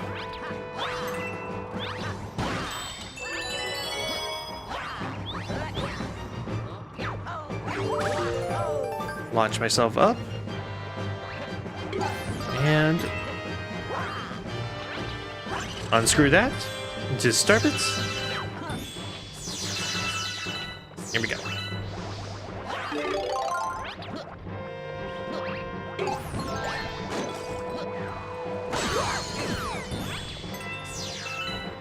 Green shells are basically just throwing items. They're more powerful than the spin. So you can break things pretty easily with them. Okay. If you're carrying a shell, shake, hit the treasure chest with a shell, yeah.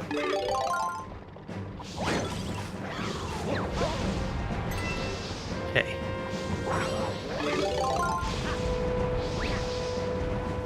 Hi, Kamek. Bye, Kamek. Spin to put out the flames, but I was too close to the launch star, so it just took me with it. Alright. Okay, let's jump over to here. Get into the pole star and drop down. And we get the cargo hold full of starbits. Kind of a neat little secret. Right. Launch out.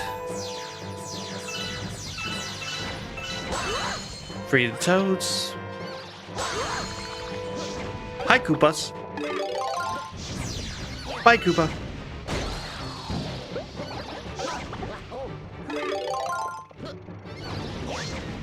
Yeet. And that clears the way. I'm gonna assume one of these is... Oh! Red shell. Those act as homing ones. Might have been useful earlier, but... Yeah. It's bad I can't take it with me. Or... Wait. Can I?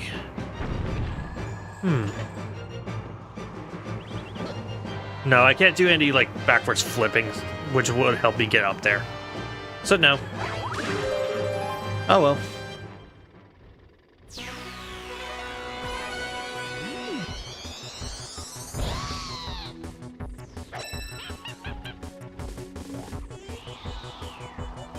Alright, Camella.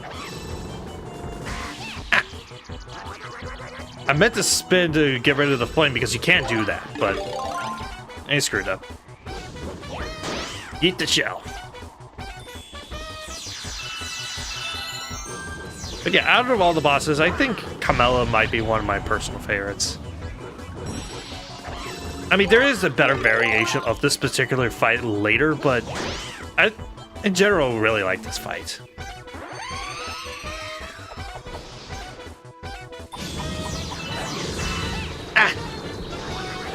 even though from a creative standpoint, it's just basically regular enemy but bigger. It's the Paper Mario sticker star effect.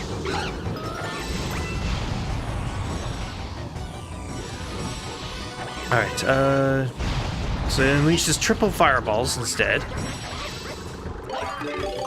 Oh, Missed. oh, I missed. Alright. Alright. There we go. That should do it.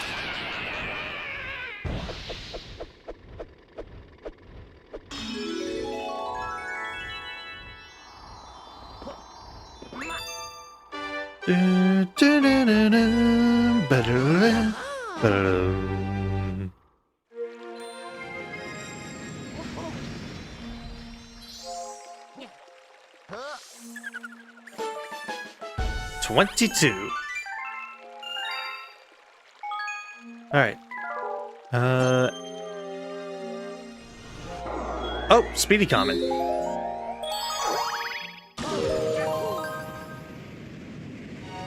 All right. Speedy Comet, and it's Pole, and it's Pole Star Path.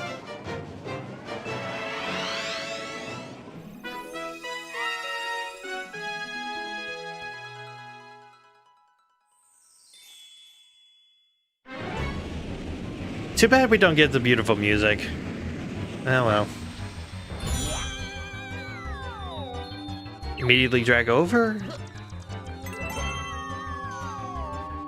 Okay, drag over, drag over.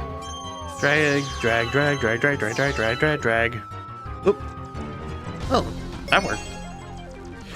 Why am I running in circles? I was holding in one direction.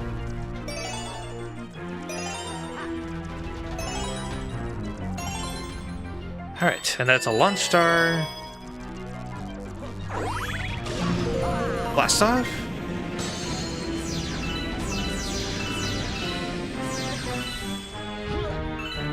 Okay.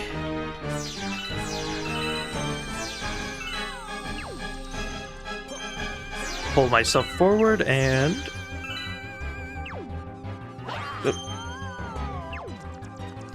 Alright,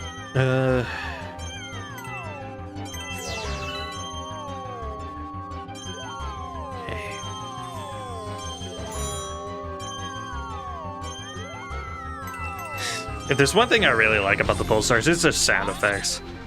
Especially when you do them in a certain speed. It's pretty fun and amusing. Alright, that's all the toads freed.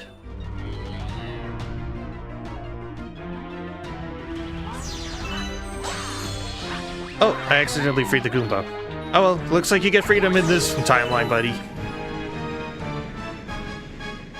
Alright. Silver stars, let's go. Backwards. Hop that.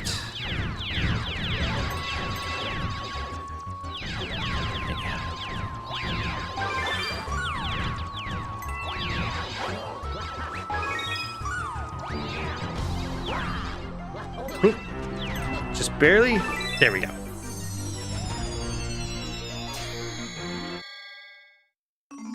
Takes it all the way back here while the time limit is still going. I'll admit, that is one thing that I kind of prefer when it comes to Mario Galaxy 2, is that they stop the timer as soon as you hit as soon as you unlock the star, if it's something that can be unlocked. And actually, that is kind of an interesting debate. Which game do you think is better? Mario Galaxy 1 or Galaxy 2? Because a lot of people are kind of divided when it comes to that, and I kind of want to know your thoughts. Because I think it is legit interesting to talk about which one is better.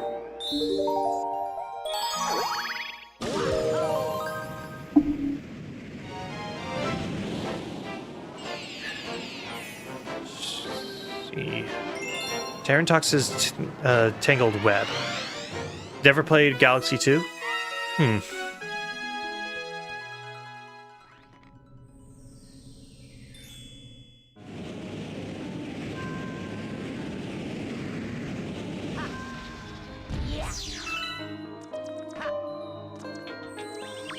Okay. Talk to me, Toad. A brave Toad went to search for a power star. He went off to that planet and hasn't been since then. You think it's okay? Okay, yeah, I think I've officially lost a voice now.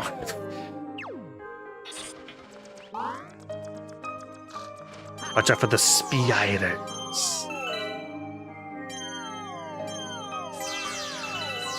Pull myself along. Ooh, okay. There we go. Oh, dang, I could have been getting some star bits to get an extra miscellaneous star. Dang. Though then again, I could probably just go in here and collect as many star bits as I can down here. Because you can escape from this place.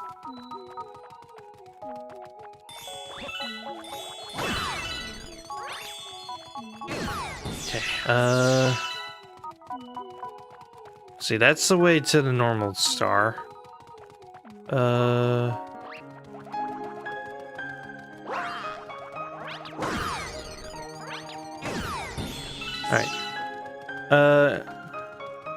I guess going back to the topic of like Mario Galaxy 1 versus 2. For me, it's kind of hard to decide which one I like more because both of them kind of have their strengths and weaknesses. Like, I prefer the story of Galaxy 1, plus it's a little easier to do in a completionist level. Whereas I kind of like the feel of Galaxy 2, as well as the general levels more. I prefer the levels more. Even though it is an absolute pain in the rear end to complete.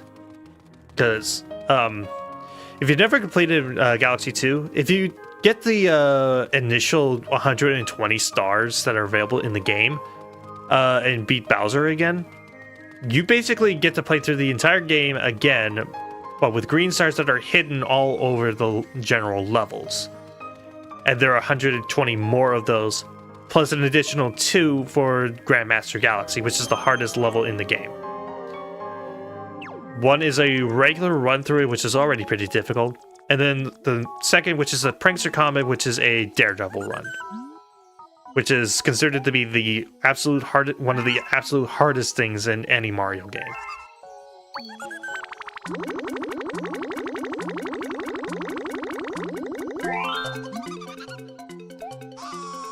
Transform!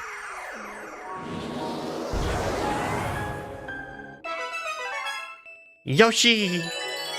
No, but let me try again. Yoshi! Oh, that was terrible. Okay, outside of Toad, I have like no good voice impersonations.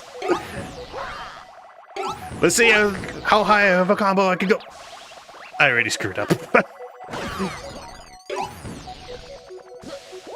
Yeah, none of these Goombas drop anything, so just defeat them however you wish.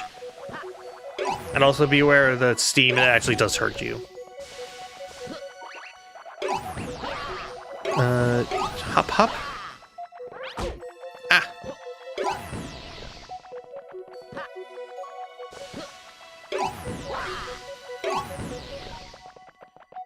Alright, there should be, yeah, like 3 more of these.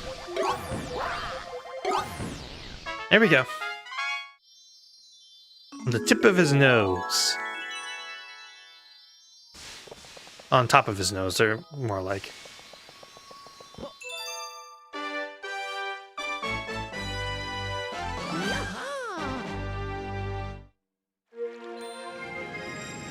Land back, and...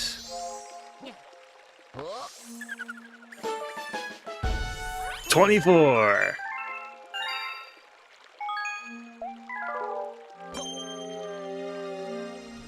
So now, yeah, there's just one more level of space junk, and then it's off to Bowser. Unless... Wait, has the Hungry Luma for Bouncing spawned in yet? I don't think it has. Huh. Weird.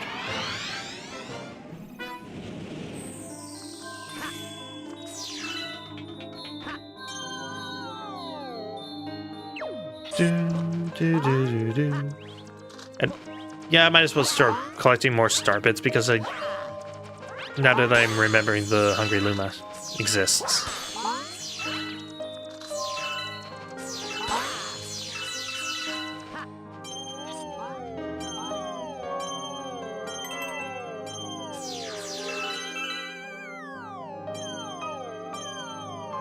Okay,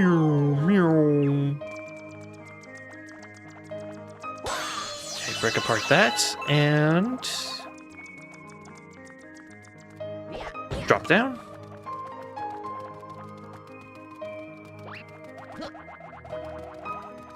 Around this corner. Generally just follow the wooden tiles. They usually lead you to where it goes. It generally leads you to where you need to go.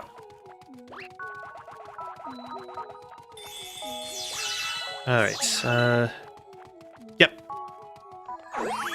Break through the glass. You missed the... Oh, there we go. Yeah, those crystals always contain, star bits.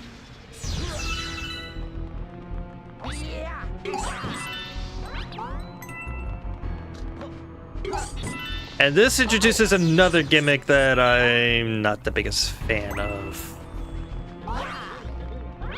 Sling pods. Basically, you pull them and release them like a slingshot. My main problem with these things is it's kind of hard to aim with these things. So, yeah. Whew, thanks.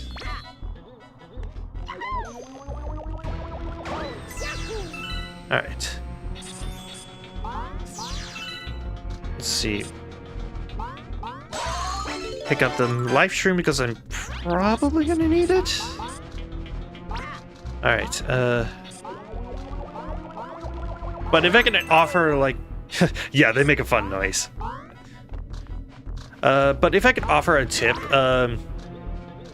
just look at where you need to go and just pull to the opposites. That's it. So, like... from here, just pull straight back, and you're guaranteed to hit.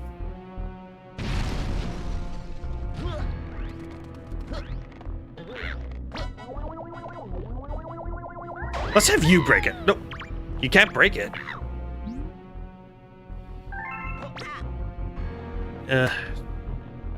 Okay. Break that apart and...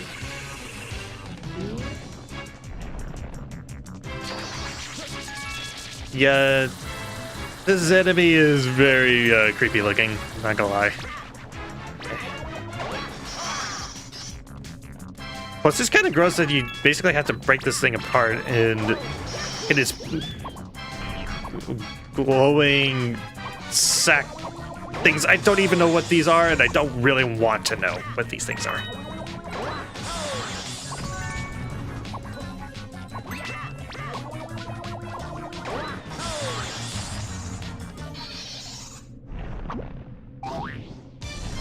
So yeah, the goal with this thing is just hit the back and then hit the glowing things on the side. Oh, now it's spraying acid. What, is this thing part xenomorph or something? Okay.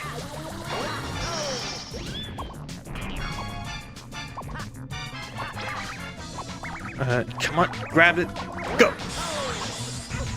Thankfully, it does reset the stun every time you hit one of these things, so I can at least be thankful for that. Okay. There we go.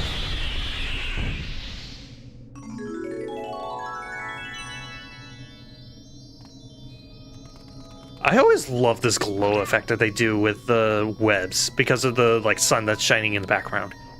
It makes for a really pretty effect. Like, holy crap. I forgot how beautiful this is.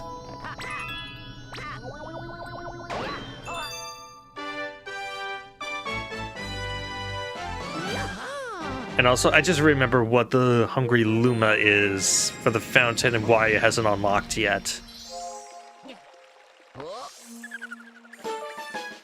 Hey, something funnier than 24. 25! Hungry Luma has appeared. Yep, right on cue.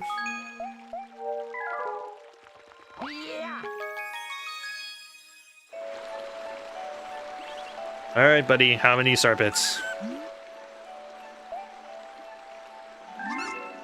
400. Okay, that's not bad. That's stuff. Here we go. Transform!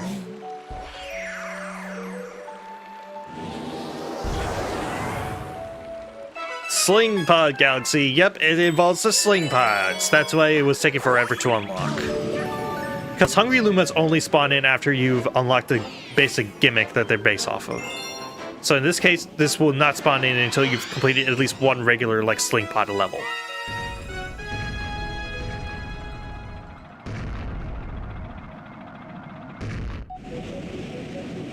At least that's how I've found... At least that's how it feels to me. I don't know if it's actually true on a programming level or not. Okay, time it. There we go. Okay.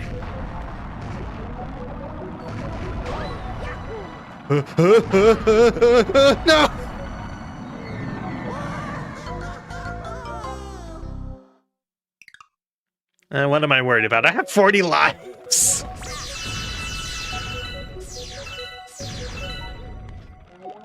I swear, sometimes this game is a little too easy. No, no, no, no, no, no, no, no, no! Game, why do you make me eat my words?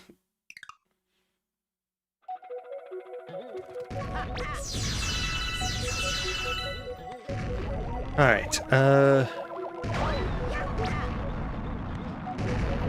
oh yeah, another thing, you can still grab things even with the sling pod.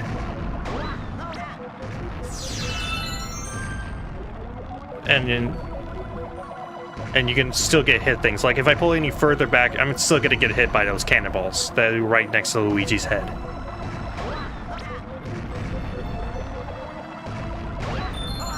No!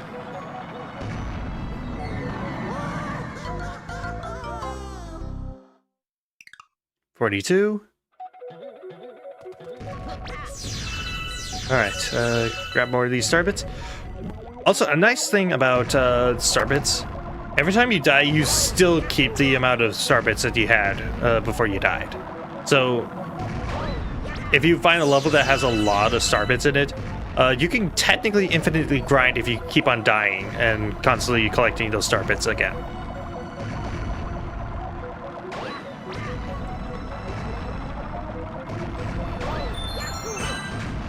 Nope! Like, there was one level where it took me forever to complete it. I managed to get 999 star bits just in that one level alone. Okay, sling over.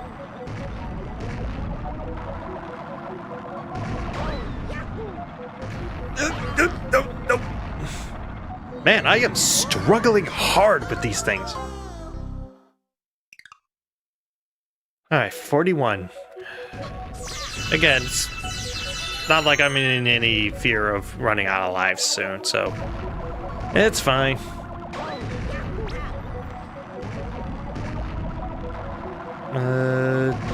Sling over?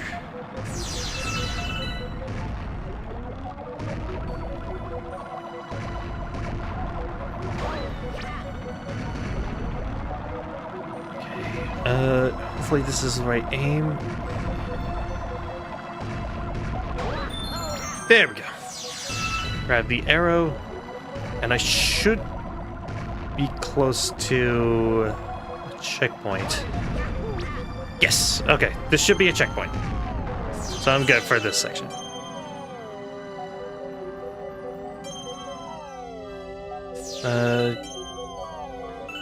Swing on over.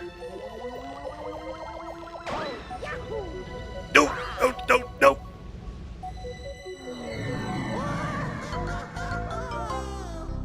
Please let that be a checkpoint. Please let that be a checkpoint. Please let that... Oh, thank goodness. Okay.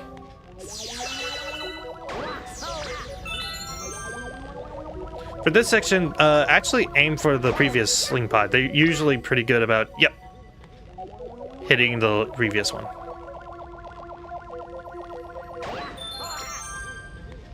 Okay.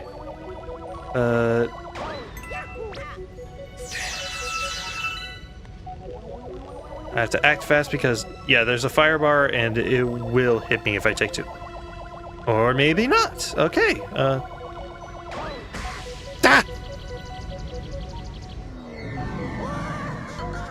Uh-oh, spaghetti vacation, oh. Alright,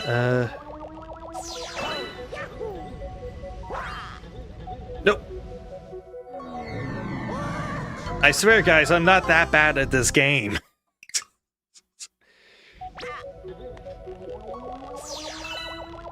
Alright,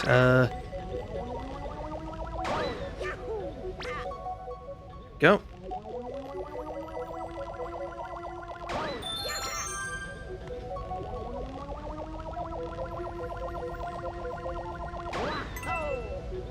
No, no, no, no, no.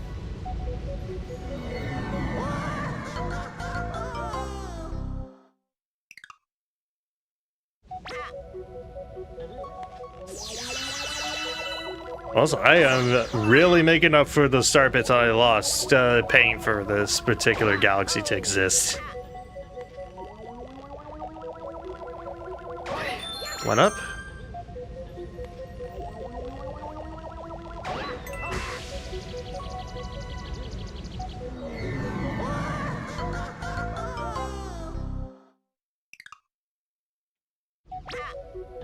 Okay, if I die one more time, I'm gonna do, like, I don't know, some kind of punishment. Like, I'll go bald for the rest of the stream. Okay, that's it. If I fail this, I go bald.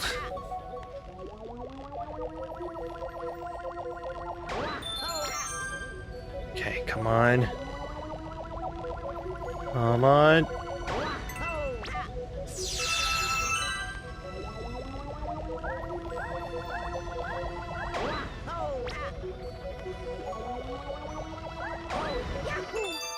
Apparently the fear of going bald caused me to win.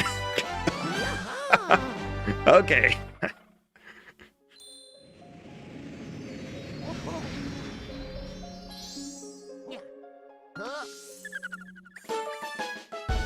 $26.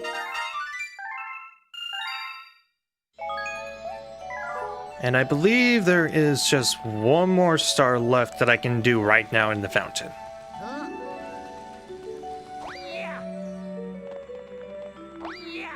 Leap, leap. Aye. Huh.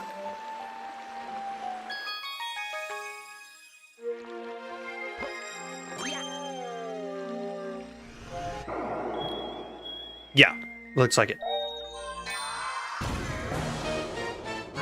Bowser's Star Reactor. Let's fly.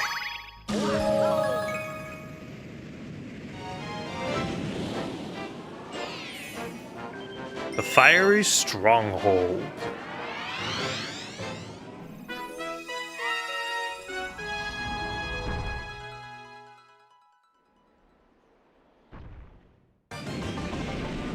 The classic Bowser theme, I love it. Or I guess classic as far as, what, Mario World is when this song was introduced? I want to say. I don't know. I don't know the 2D Marios as well as the 3D ones, I'll be honest. Like, I played them, but I've never really put much thought into any of them after I played them.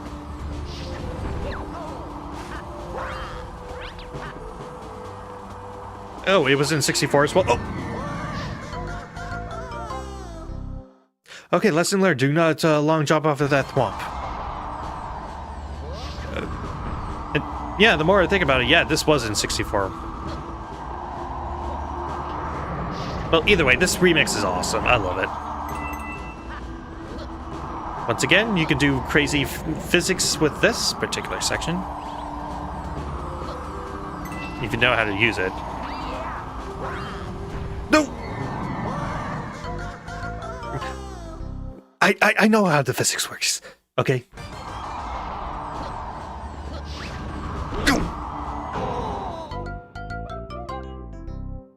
I swear I'm not that bad at this game, guys. Okay, patience, which I clearly do not have any.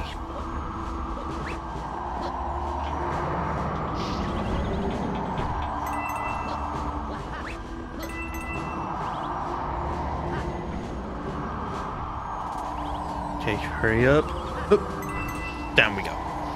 No, being this close to the black hole, you'd think I would be taking more damage. You'd think it would take a lot of damage.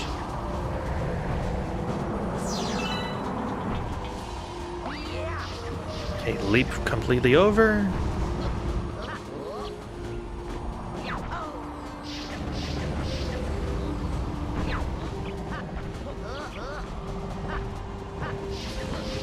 Okay, jump, jump, and here we go.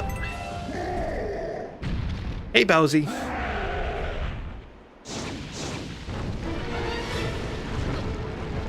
Apparently your fireballs have upgraded to meteors. I'll just consider that the grand star's power. All right. Here we go.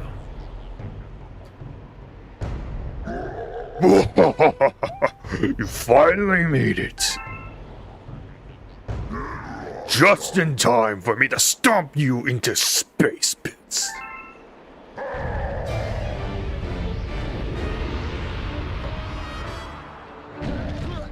Bowser starts off with unleashing shockwaves, and then he goes into a giant, essentially ground pound. Lead him into one of these like glass panels filled with lava, and then chase him down. If I could actually catch him, you spit into him, and then hit him again. And also, it's a little weird that he retracts his spines like that. You think that while spinning upside down, he would have the spikes out so that it could hurt Mario and Luigi. But, I don't know.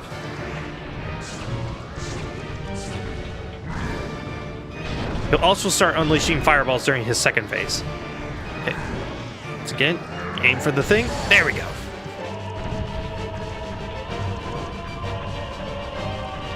But yeah, just watch where he runs and then you'll be able to chase him. Because if you take too long, his tail will go out and he'll continue his attacks.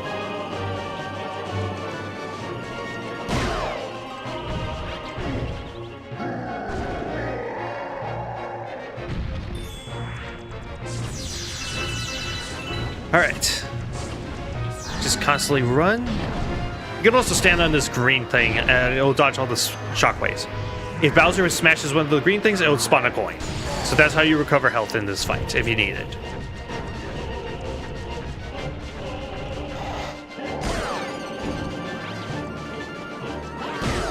Spin and wham!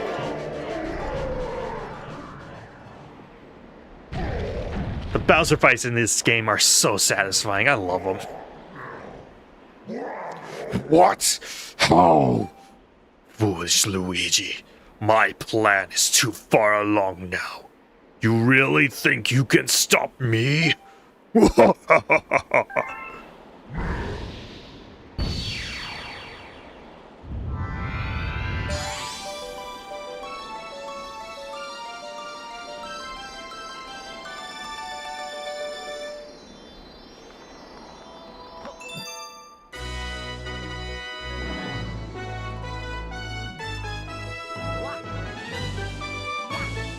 Stop!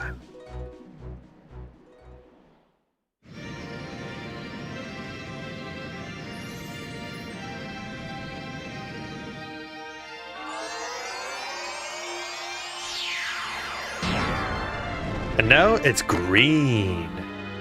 Your elemental power is green. So let me get this straight. Fire, thunder, ice, green. And that's 27. Discovered a new galaxy, or galaxies, because I think pretty sure, yeah, like most of the kitchen's galaxies are now unlocked for me. You rescued another grand star, and power has returned to another dome in the back of the observatory. But I still don't think we have the star power we need to fly the observatory through the universe. The villain who kidnapped your special one took her far from here, to the center of the universe. Once our star power is restored, the observatory will be able to go there. Then you can reunite with your special one.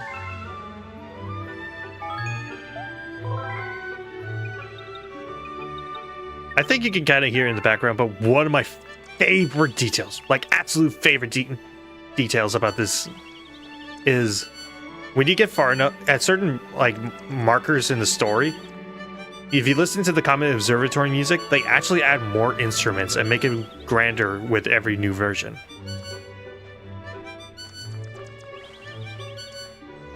You kind of hear it in the background, but it's so nice. I love it. And fine, yes, Mail Toad, what is it? Oh, another 20, Oh, 5 this time. Okay. Sure, I'll take them even though... Honestly, I think now is a good stopping point. So, next Wednesday, I'll continue with Super Mario Galaxy, or I guess in this case, Super Luigi Galaxy, by heading off to the kitchen. So, consider that. Let's see. Gonna go ahead and just switch over to my chatting screen, and there we go. Yeah. So yeah, that'll be it for the stream, for today. But I'll be back on Friday to continue with my Zelda Fridays that I did a long time ago, and playing Majora's Mask. So, yeah, next stream will be on Friday, same time that I started today, so noon Pacific. And yeah, yeah, let's go. Yeah, I'm super excited. Cause yeah, Majora's Mask is it's literally my favorite game of all time. I love it to bits and pieces. So I'm so excited to play it again. So, yeah. So yeah, be sure to like, subscribe, follow, just do all the usual support things that you do with your fave streamers and all that stuff. And yeah, until next time, this is Chronofahx signing out.